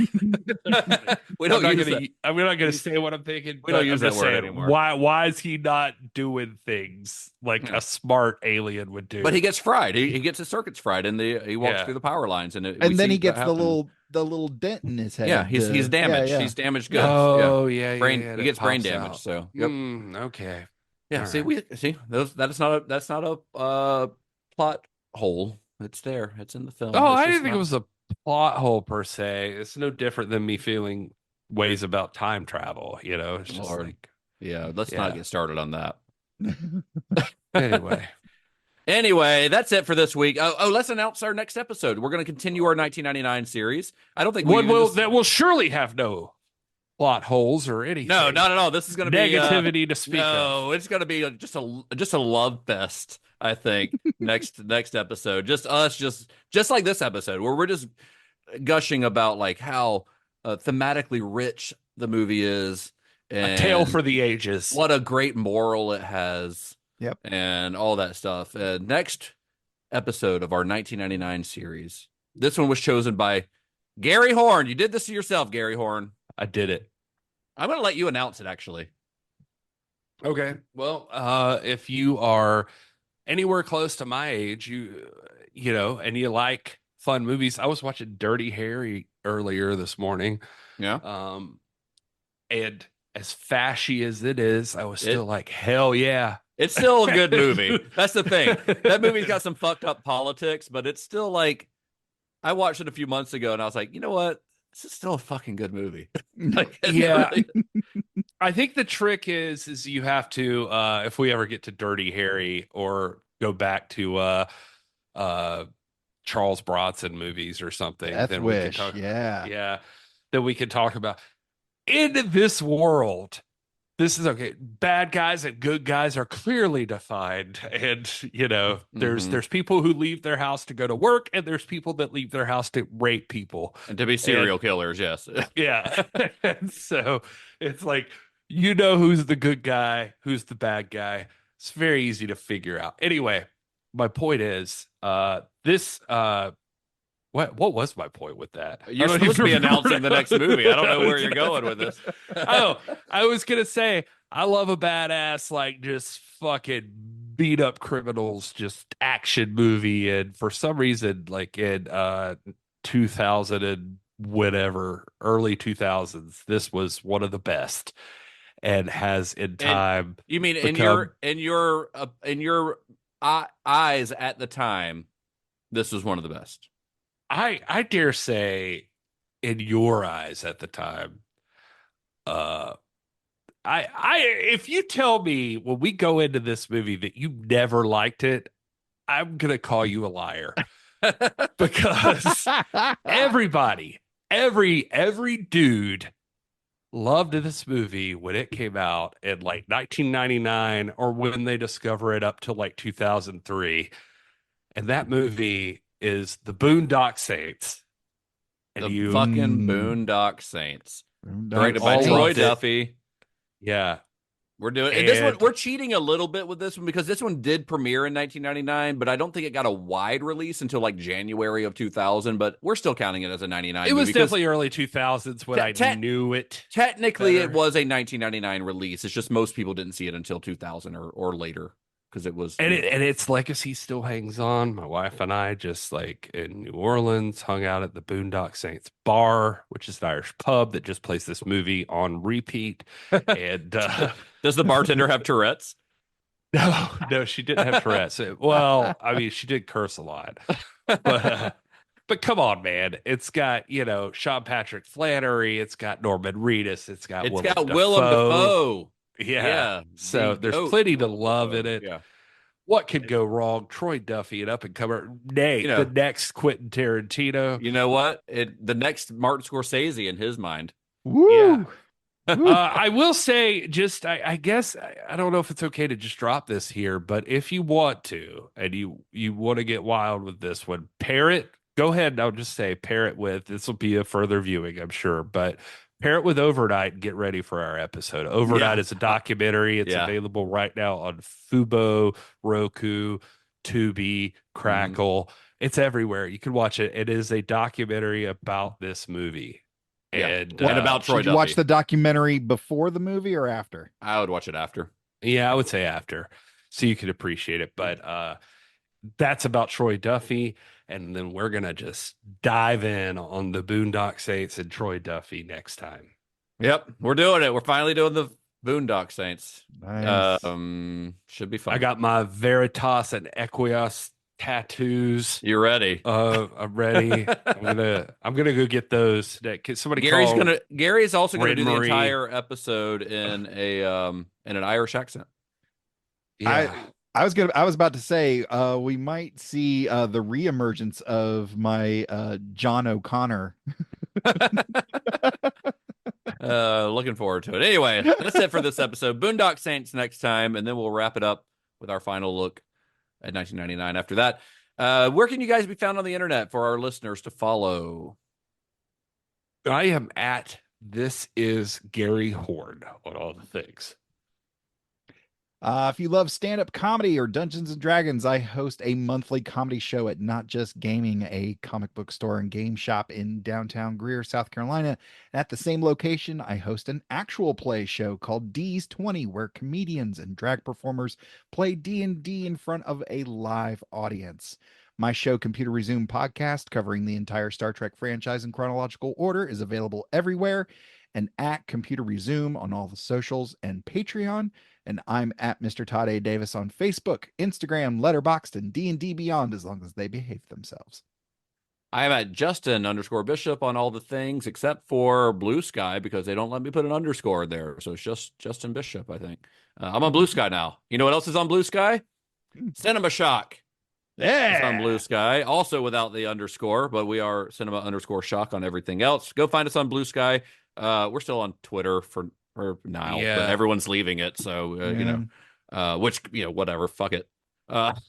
Stephen King left Twitter. So, yeah, he was pretty big. He actually went to Threads, which we're also on Threads. We're also on Threads. So, but we'll go where the people see are. what happens. Yeah, we'll see what happens. I actually really like the Blue Sky app. I think it's great. No, I'm fine with Blue Sky. I think I worry that people are gonna get, like after a certain point, they're gonna be like, my whole following isn't here though. And Yeah, that's true. But I'm we'll just see what getting happens. like 2 likes for every post. Yeah, but I don't know. This has been a pretty massive exodus from X/Twitter. But anyway, it doesn't matter. We're on all of them for right now. We're on Facebook and Instagram and Letterboxd. You can also find us at cinemashock.net for all the stuff, merch, Discord, or a way to join Cinema Shock Plus, which we haven't mentioned on this episode yet. That is our extended episode. You can listen to extended versions of this episode, which has a bunch of bonus segments, as well as a video episode if you really want to throw some money our way, or you just, want to throw a couple bucks our way to say, hey, we like what you do. Go to cinemashock.net/plus. We really appreciate it. And upcoming live event, December 17th will be the next one after this episode drops. We will be doing another cult class at Coffee Underground in Greenville, South Carolina. We are, I don't think I've even told you guys what we're showing at that one. No, I was going to say, do we even know what it is? I know what it is. We are showing Santa Claus Conquers the Martians. Oh, I just got that from an AGFA release. Yeah. Did you get it?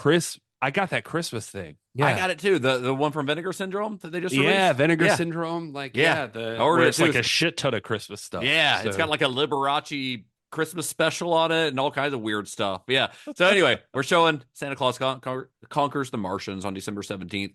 If you go to our website and click on events, you can find a link to tickets for that. So if you are in the Greenville, South Carolina area, we would love to see you. It's going to be fun and Christmassy and weird. So anyway, until next time. May the wings of liberty never lose a feather. I was hoping you'd do that as Tony Soprano. May the fucking wings of liberty never lose a feather, Meadow. Fucking get that Iron Giant out of the fucking pool house, Meadow. I'm tired of dealing with it. And be excellent to each other. Oh my God. Oh my God. We thank you for the keys that Johnny has put in front of us, and stop the devil from doing bad things, and get out of here. Satan, go so that we may live in peace. Amen. That is actually the scene that actually, like, I got the most laughs out of this time. It's I'm funny. Glad that it got brought up. Yeah, it's really a funny solid. scene. Yeah, I would have gone with Welcome to Keysville, population Johnny. Oh, damn it. That's a good one. Yes. That's a good one. Solid. That's actually just a good general one.